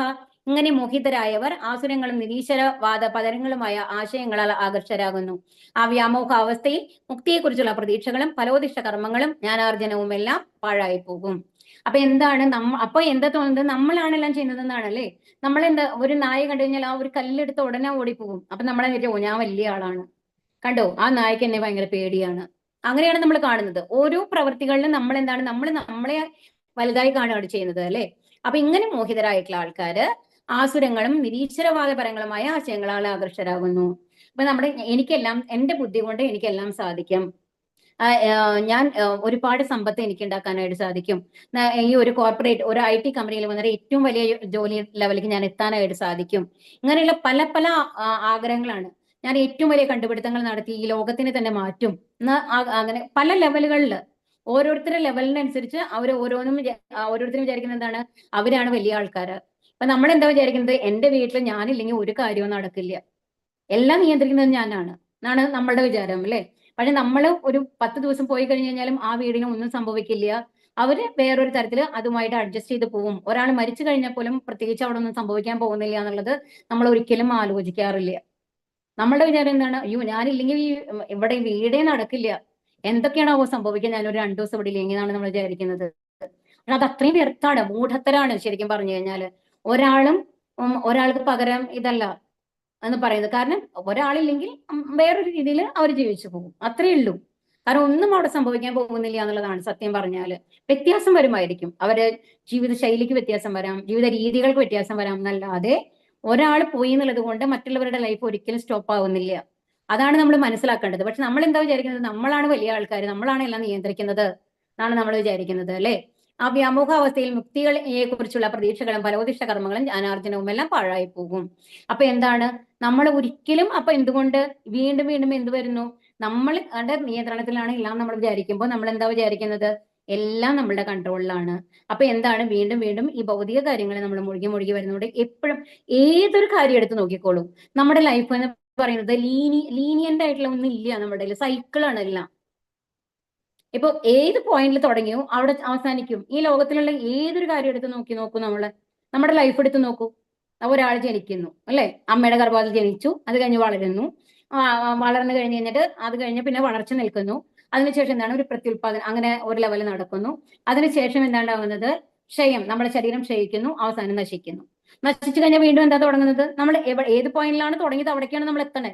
വീണ്ടും ഒരാളുടെ ഗർഭത്തിൽ നമ്മൾ പ്രവേശിക്കുന്നു, വീണ്ടും ജനിക്കുന്നു, എല്ലാം. അപ്പൊ ഏത് പോയിന്റിൽ നമ്മൾ തുടങ്ങുന്നുവോ അവിടെ തന്നെ അവസാനിക്കുന്നു. ഇപ്പൊ ഇനി പോട്ടെ, നമ്മളുടെ കാലാവസ്ഥകൾ എടുത്ത് നോക്കൂ. ഒരു തവണ മഴക്കാലമാണെന്നുണ്ടെങ്കിൽ പിന്നെ എന്ത് വരും? വേനൽക്കാലം വരുന്നു. അത് വീണ്ടും അത് റിപ്പീറ്റ് ചെയ്ത് പോയിക്കൊണ്ടിരിക്കും, അല്ലേ? ഏകദേശം അതേ മാസങ്ങളിൽ അതേമാതിരി തന്നെ റിപ്പീറ്റ് ചെയ്തുകൊണ്ടിരിക്കും. അതുപോലെ സൂര്യനാണെങ്കിലോ രാവിലെ ഉദിക്കുന്നു, അസ്തമിക്കുന്നു, വീണ്ടും ഉദിക്കുന്നു, വീണ്ടും എന്താണ് തലേദിവസം ഉദിച്ച അതേ ലെവലിൽ വീണ്ടും ഉദിക്കുന്നു. എല്ലാം. അപ്പൊ എന്താണ് നമ്മൾ മനസ്സിലാക്കേണ്ടതെന്നുണ്ടെങ്കിൽ എല്ലാം അതേ പോയിന്റിലേക്കാണ് നമ്മൾ തിരിച്ചു പോയിക്കൊണ്ടിരിക്കുന്നത്. എല്ലാം സൈക്ലിക് ആണ് ഈ ലോകത്തുള്ളത്. അപ്പൊ അതുപോലെ തന്നെയാണ് എന്താണ്? അപ്പൊ നമ്മളുടെ ജീവിതവും എങ്ങനെയുള്ളതാണ്? അവസാനിച്ച് അതേ പോയിന്റിലാണ് എത്തുക. അപ്പൊ നമ്മളുടെ ഈ ലോകത്തിലെ ഭൗതിക കാര്യങ്ങൾക്ക് വേണ്ടിയിട്ട് നമ്മൾ എന്ത് സമ്പാദിച്ചാലും എന്ത് കൊണ്ടുവന്നു കഴിഞ്ഞാലും നമ്മൾ എന്തൊക്കെ കഷ്ടപ്പെട്ട് കഴിഞ്ഞാലും അവസാനം എവിടെയാണോ ജനിച്ച പോയിന്റിലേക്ക് തന്നെ നമ്മൾ തിരിച്ചെത്തണം. അപ്പൊ അതേ പോയിന്റിലേക്കാണ് നമ്മൾ തിരിച്ചു പോകണമെന്നുണ്ടെങ്കിൽ ഈ ഇടയിൽ ഇത്രയൊക്കെ നമ്മൾ കഷ്ടപ്പെടേണ്ട ആവശ്യമുണ്ടോ? നമുക്ക് ചോദിച്ചു നോക്കാം. അപ്പൊ അതുകൊണ്ടാണ് പറയുന്നത് ഫലോദിഷ്ട കർമ്മങ്ങളും ജ്ഞാനാർജനം എല്ലാം പാഴായി പോകുന്നു. അതേ പോയിന്റിലേക്ക് നമ്മൾ തിരിച്ചെത്തും. ഒന്നുമില്ലാത്ത അവസ്ഥയിലേക്ക്. കൃഷ്ണാബോധം നേടി ഭക്തിഭരിതമായ സേവനത്തിൽ ഏർപ്പെട്ടവരെന്ന് ഭാവിക്കുന്ന പലർക്കും കൃഷ്ണനെ പരമസത്യമെന്ന് ഉള്ളുകൊണ്ട് അംഗീകരിക്കാൻ കഴിഞ്ഞിട്ടില്ല. ഫലമുദ്ദേശിച്ച കർമ്മങ്ങൾ ചെയ്യുകയും ഭൗതിക ബന്ധനങ്ങളിൽ നിന്ന് മുക്തി നേടാൻ ആശിക്കുകയും ചെയ്യുന്നവർക്കും പരമദിവ്യോത്തമ പുരുഷനായ കൃഷ്ണനെ അവഗണിക്കുകയാൽ തോൽവിക്ക് വഴിയുള്ളൂ. അപ്പൊ എന്താണ് അൾട്ടിമേറ്റ് ആയിട്ടുള്ളത്? എന്താണ്? ഭഗവാനാണ്, ഭഗവാന്റെ ധാമമാണ്. അവിടേക്ക് എത്തിക്കഴിഞ്ഞാൽ മാത്രമാണ് ഈ സൈക്കിളിനെ നമ്മൾക്ക് കട്ട് ചെയ്യാനായിട്ട് പറ്റുള്ളൂ. ഈ ഭൗതിക ലോകത്തിലുള്ളതെല്ലാം ഏത് പോയിന്റിൽ തുടങ്ങുന്നോ അവിടെ തന്നെയാണ് അവസാനിക്കുന്നത് എന്നുള്ളത് നമ്മൾ മനസ്സിലാക്കണം. ഒന്നും നമ്മൾ പ്രത്യേകിച്ച് കൊണ്ടുവരണില്ല. അതിന് എന്തൊക്കെ നമ്മൾ കൊണ്ടുവന്നു നമ്മൾ വിചാരിക്കുന്നുണ്ടെങ്കിൽ കൂടി നമ്മൾ അവസാനം എത്തുന്നത് ആ പോയിന്റിലേക്ക് തന്നെയാണ്, ഒന്നുമില്ലാത്ത അവസ്ഥയിലേക്ക്. എങ്ങനെ ഇവിടേക്ക് വന്നോ അതേ രീതിയിൽ നമ്മൾ തിരിച്ചു പോകണം എന്നുള്ളത് നമ്മൾ മനസ്സിലാക്കണം. അപ്പൊ അതുകൊണ്ട് ഭഗവാന്റെ അടുത്തെത്തുക എന്നുള്ളതാണ് നമ്മളുടെ അൾട്ടിമേറ്റ് ആയിട്ടുള്ള എയിം. അങ്ങനെയാണെങ്കിൽ മാത്രമാണ് ഈ സൈക്കിളിൽ നിന്ന് പുറത്തു പോയി നമ്മളൊരു ലീനിയന്റ് ആയിട്ടുള്ളത് പെർമനന്റ് ആയ ഒരു അവസ്ഥയിലേക്ക് നമ്മൾ എത്തുന്നുള്ളൂ എന്നുള്ളത് നമ്മൾ മനസ്സിലാക്കണം. ഭൗതിക ദേഹത്തിൽ നിന്ന് മുക്തനായാൽ പിന്നെ താനും ഭഗവാനും തമ്മിൽ യാതൊരു വ്യത്യാസവുമില്ല എന്നും കൃഷ്ണനുമായി ഈ വിധത്തിലുള്ള ഐക്യം പ്രാപിക്കാമെന്നും തെറ്റിദ്ധരിച്ച് ചെയ്യുന്ന ശ്രമം വ്യാമോഹത്തിൽ തന്നെ അവസാനിക്കാനേ ഇടയുള്ളൂ. അതായത് ഈ ഭൗതിക ശരീരം പോയി കഴിഞ്ഞാൽ നമ്മൾ ഭഗവാനുമായിട്ട് ലയിക്കുന്നു എന്നാണ് നമ്മൾ വിചാരിക്കുന്നുണ്ടെങ്കിൽ അത് തെറ്റാണ് എന്നാണ് ഇവിടെ പറഞ്ഞു തരുന്നത്. നമ്മൾക്ക് ഒരിക്കലും ഭഗവാനാകാനായിട്ട് സാധിക്കില്ല. ഭഗവാന്റെ ഒരു സേവകനായിട്ട് മാറാൻ മാത്രമാണ് സാധിക്കുള്ളൂ. അതവിടെ പരമാനന്ദ സുഖമാണ്. അവിടെ വീണ്ടും നമ്മൾക്ക് ജനനങ്ങളില്ല, മരണങ്ങളില്ല എന്നുള്ള ഒരു അവസ്ഥയിൽ നമ്മൾക്ക് എത്താം. അപ്പൊ കൃഷ്ണന്റെ ശരീരം ഭൗതികമാണെന്ന് കരുതുന്നവരെ ബഹിഷ്കരിക്കണം. അതായത് നമ്മളുടെ ഈ മരണം കഴിഞ്ഞു കഴിഞ്ഞാല് ഈ ശരീരം ഉപേക്ഷിച്ച് ഭഗവാന്റെ അടുത്ത് എത്തി പോകണമെന്നുണ്ടെങ്കിൽ നമ്മളുടെ ശരീരം എങ്ങനെയുണ്ടാവണം? ഭൗതിക ശരീരം ആവരുത് അല്ലെ, സച്ചിദാനന്ദ സ്വരൂപമായിരിക്കണം. പക്ഷെ നമ്മളുടെ ഈ സൂക്ഷ്മ ശരീരം എന്ന് പറയുന്നത് സച്ചിദാനന്ദ സ്വരൂപമാണോ? അല്ല. അതോടുകൂടി ചേർന്നിട്ടാണ് നമ്മൾ പോകുന്നത് അല്ലെ. അപ്പൊ അവരുടെ മുഖത്ത് നോക്കാൻ ഇടയായാൽ ഉടനെ തന്നെ ദോഷവിമുക്തയ്ക്കായി ഗംഗയിൽ സ്നാനം ചെയ്യണം. ഇവിടെ എന്താ പ്രഭുപാദ പറയണത് നോക്കൂ. അവൻ നമ്മുടെ ഭഗവാന്റെ ശരീരം നമ്മളുടെ മാതിരി ഭൗതികമാണെന്ന് വിചാരിക്കുന്ന ആൾക്കാരുടെ മുഖത്തും കൂടി നോക്കാൻ പാടില്ല. അങ്ങനത്തെ ആൾക്കാരെ കണ്ടു കഴിഞ്ഞാലേ ഗംഗയിൽ പോയി കുളിച്ച് നമ്മൾക്ക് പാപവിമുക്തരാവണം എന്നാണ് പറയുന്നത്, ദോഷവിമുക്തിക്കായിട്ട്. അപ്പൊ ഒരിക്കലും ഭഗവാനും നമ്മളുമായിട്ട് ഒരിക്കലും കമ്പയർ ചെയ്യരുത്. ഭഗവാൻ നമ്മളാണ്, നമ്മളെ പോലെയാണെന്ന് ഒരിക്കലും വിചാരിക്കരുത്. മഹാത്മാനസ്തു മാം പാർത്ത ദൈവീം പ്രകൃതി മാശ്രിതാകാപര്യന്ത്യ അനന്യ മനസ്സോ ജ്ഞാത്വാഭൂതാദിമവ്യയം. അല്ലയോ പാർത്ത, വ്യാമോഹമാദിക്കാത്ത വിശിഷ്ടാത്മക്കൾ ദൈവിക പ്രകൃതിയാൽ സുരക്ഷിതരാണ്. സർവ്വഭൂതങ്ങൾക്കും ആദികാരണവും അവ്യനുമായ പരമപുരുഷനാണ് ഞാൻ എന്ന് അറിഞ്ഞുകൊണ്ട് അവർ എപ്പോഴും ഭക്തിപൂർവ്വം എന്റെ സേവനത്തിൽ മുഴുകുന്നു. അപ്പൊ ഇതെന്ന് പറയുന്നത് 4 തരത്തിലുള്ള ആൾക്കാർ നമ്മൾ പറഞ്ഞു അല്ലെ. ആരൊക്കെയാണ് ഭഗവാന്റെ അടുത്തേക്ക് പോകുന്ന 4 തരത്തിലുള്ള ആൾക്കാര്? ആർക്കും ഓർമ്മയില്ലേ? കേൾക്കുന്നുണ്ടോ? ആരാ 4 തരത്തിലുള്ള ആൾക്കാര് ഭഗവാന്റെ അടുത്ത് പോകുന്ന ആൾക്കാര്? ആർത്തോ, ഹരേ കൃഷ്ണ, ആർത്തോ, അർത്ഥാർത്ഥി, അങ്ങനത്തെ ആൾക്കാരാണ് അല്ലെ. എന്താണ് പറയാ? എന്താണ് പണം വേണമെന്നുള്ള ആൾക്കാര്, ദുഃഖിതരായിട്ടുള്ള ആൾക്കാര് അല്ലെ. അപ്പം അവരെ പറ്റിയിട്ടാണ് ഇവിടെ പറയുന്നത്. വ്യാമോഹം ബാധിക്കാത്ത വിശിഷ്ടാത്മാക്കൾ ദൈവിക പ്രകൃതികളാൽ സുരക്ഷിതരാണ്. സർവ്വഭൂതങ്ങൾക്കും ആദി കാരണവും അവ്യയനുമായ പരമപുരുഷനാണ്. അപ്പൊ ഭഗവാനാണ് എല്ലാം ഭഗവാനിൽ നിന്നാണ് വരുന്നത്. എല്ലാത്തിനും കാരണം ഭഗവാനാണ് എന്ന് അറിഞ്ഞുകൊണ്ട് ഭഗവാനെ ഭക്തിപൂർവ്വം സേവിക്കുകയാണ് എന്നുണ്ടെങ്കിൽ അവരെന്തുണ്ടാവും? അവര് ഭഗവാൻ അവരെ സംരക്ഷിക്കും എന്നാണ് ഇവിടെ പറയുന്നത്. ഭഗവാൻ ശ്രീകൃഷ്ണനെ സ്വയം സമർപ്പിക്കുന്ന ഒരാൾ തൽക്ഷണം തന്നെ ഭൗതിക പ്രകൃതിയുടെ അധികാര പരിധിക്ക് അതീതനാവും. ഭൗതിക പ്രകൃതിയുടെ അധീനതയിൽ നിന്ന് മുക്തി നേടിയ ഉടനെ തടസ്സ ശക്തി എന്ന നിലയിൽ ജീവാത്മാവ് ആധ്യാത്മിക പ്രകൃതിയുടെ സംരക്ഷണത്തിൽ എത്തിച്ചേരുന്നു. അപ്പൊ എന്താണ്? അങ്ങനത്തെ ആളെ ഭഗവാന് വേണ്ടി സ്വയം സമർപ്പിക്കുന്ന ആൾ എന്ത് ചെയ്യും? ഭഗവാൻ പ്രൊട്ടക്ട് ചെയ്യും. അപ്പൊ അവർക്ക് എന്തുണ്ടാവും? ആധ്യാത്മിക, അതായത് അന്തരംഗ ശക്തിയുടെ പ്രൊട്ടക്ഷൻ വരും എന്നാണ് പറയുന്നത്. അപ്പൊ ഒരു മഹാത്മാവിന് കൃഷ്ണനിൽ ഒഴികെ മറ്റേത് വിഷയത്തിലും താല്പര്യമുണ്ടാവില്ല. കൃഷ്ണനാണ് ആദിപുരുഷനെന്നും സർവ്വകാരണങ്ങൾക്കും കാരണമെന്നും അദ്ദേഹത്തിന് അറിയാം. അപ്പൊ എന്താണ്? ഒരു ഭക്തന് എന്താ അറിയാം? ഭഗവാനാണ് എല്ലാത്തിന്റെയും കാരണം. നമ്മൾ ഒന്നുമല്ല, നമ്മൾ ആരുമല്ല, ഭഗവാന്റെ സേവകൻ മാത്രമാണ് എന്നുള്ളത് ഒരു ഭക്തന് അറിയാം എന്നുള്ളതാണ്. ഈ ഒരു ശ്ലോകത്തും കൂടി എടുത്തിട്ട് അവസാനിപ്പിക്കാം കേട്ടോ. സതതം കീർത്തയന്തോ മാം യദന്തശ്ച ദൃഢവ്രതാഃ നമസ്യന്തശ്ച മാം ഭക്ത്യാ നിത്യയുക്ത ഉപാസതേ. എല്ലായ്പ്പോഴും എന്റെ കീർത്തികൾ ആലപിച്ചും നിശ്ചയദാർഢ്യത്തോടെ പ്രയത്നിച്ചുകൊണ്ടും എന്റെ മുമ്പിൽ പ്രണമിച്ചുകൊണ്ടും ഈ മഹാത്മാക്കൾ നിരന്തരം എന്നെ ഭക്തിയോടുകൂടി ആരാധിക്കുന്നു. അപ്പൊ അവരെന്താ ചെയ്യുക? എല്ലാത്തിനും കാരണം ഭഗവാനാണെന്നറിയാം, എല്ലാം ഭഗവാനിൽ നിന്ന് വരുന്നതാണെന്നറിയാം. അപ്പൊ നമ്മൾ ഭഗവാന്റെ സേവകന്മാർ മാത്രമാണെന്ന് അവർക്കറിയാം. അപ്പൊ അവരെന്ത് ചെയ്യും? സതതം കീർത്തയന്തോ മാം. അപ്പൊ എന്ത് ചെയ്യും? എല്ലായ്പ്പോഴും എന്റെ കീർത്തനങ്ങൾ ആലപിക്കും. ഭഗവാന്റെ കീർത്തനങ്ങൾ എപ്പോഴും നാമം ചൊല്ലിക്കൊണ്ടിരിക്കും, ഭഗവാന്റെ പാട്ടുകൾ പാടിക്കൊണ്ടിരിക്കും. പിന്നെന്താ? നിശ്ചയദാർഢ്യത്തോടെ പ്രയത്നിക്കും. അതായത് ഓരോ ദിവസവും അവരുടെ പ്രയത്നം എന്താണ്? ഭഗവാന്റെ അടുത്ത് എത്തണം, ഭഗവാനെ പ്രീതിപ്പെടുത്തണം എന്നുള്ളത് മാത്രമായിരിക്കും അവരുടെ ലക്ഷ്യം.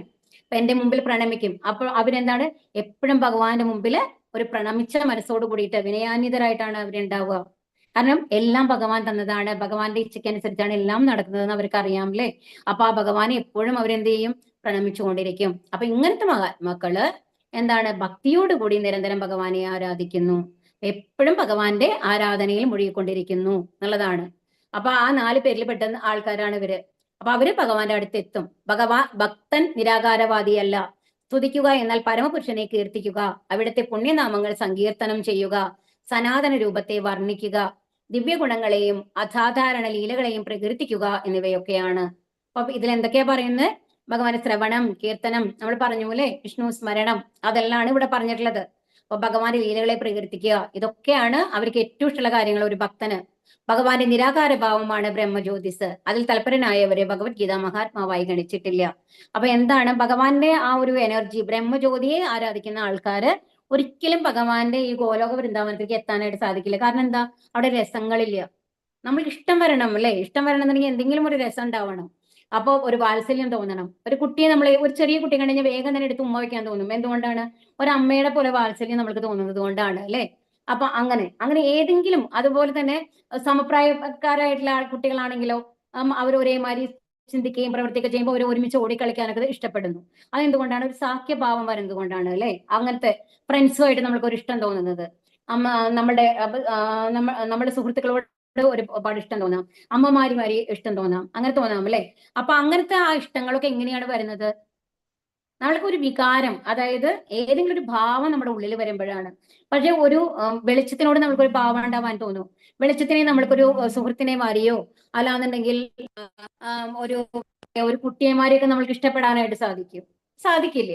അപ്പൊ അതുകൊണ്ട് തന്നെയാണ് ഇവിടെ എന്ത് പറയുന്നത്, ഭഗവാൻ നിരാകാര ഭാവമാണ് ബ്രഹ്മജ്യോതിസ്. അതിനെ ഇഷ്ടപ്പെടുന്ന ആൾക്കാരെ ഒരിക്കലും മഹാത്മാവാണെന്ന് പറയാൻ സാധിക്കില്ല. കാരണം അവർക്ക് പൂർണ്ണമായിട്ടും ആ ഒരു ഇഷ്ടം മനസ്സിൽ നിന്ന് കൊണ്ടുവരാനായിട്ട് സാധിക്കില്ല, ഭാവങ്ങളില്ലാത്ത കാരണം കൊണ്ട്. ഭക്തിയുടെ സേവനം ആയാസരഹിതമാണ്. കർക്കശമായ തപശ്ചര്യയോ വ്രതമോ ഇതിനാവശ്യമില്ല. നിപുണനായ ഒരു ആധ്യാത്മിക ഗുരുവിന്റെ സഹായമുണ്ടെങ്കിൽ ആർക്കും ഗൃഹസ്ഥനായാലും സന്യാസിയായാലും ബ്രഹ്മചാരിയായാലും ശരി, ഈ ലോകത്തിൽ എവിടെയും ഏതവസ്ഥയിലിരുന്നായാലും ഭഗവത് ഭക്തിയോടെ ഈ സേവന കർമ്മം നിർവഹിക്കാം. അപ്പൊ ഇവിടെ എന്താ പറയുന്നത്? എന്താ വേണ്ടത്? ഭഗവാനെ ഒരു വ്യക്തി രൂപത്തില്, ഏതെങ്കിലും ഒരു രൂപത്തില്, ഒരു അച്ഛന്റെയോ അമ്മയുടെ ഭാവത്തില്, ഒരു സുഹൃത്തിന്റെ ഭാവത്തില്, ഒരു എന്താണ് ഭർത്താവിന്റെ അല്ലാന്നുള്ള ഒരു പ്രിയതമന്റെ ഭാവത്തില്, ഏത് ഭാവത്തിലായാലും ഭഗവാനെ നമ്മൾക്ക് പ്രാർത്ഥിക്കാം, സ്വീകരിക്കാം, ഭക്തിയുത സേവനങ്ങൾ ചെയ്യാം. ഏത് ഭാവത്തിലാണോ നമ്മൾ ഭഗവാനോട് കാണിക്കുന്നത് അതേ ഭാവത്തില് ഭഗവാൻ നമ്മൾക്ക് തിരിച്ചു തരും എന്നാണ് പറയുന്നത്. അപ്പൊ നിപുണനായ ഒരു ആധ്യാത്മിക ഗുരുവിന്റെ സഹായം ഉണ്ടെങ്കിൽ, അപ്പൊ അതിന് എന്ത് വേണം?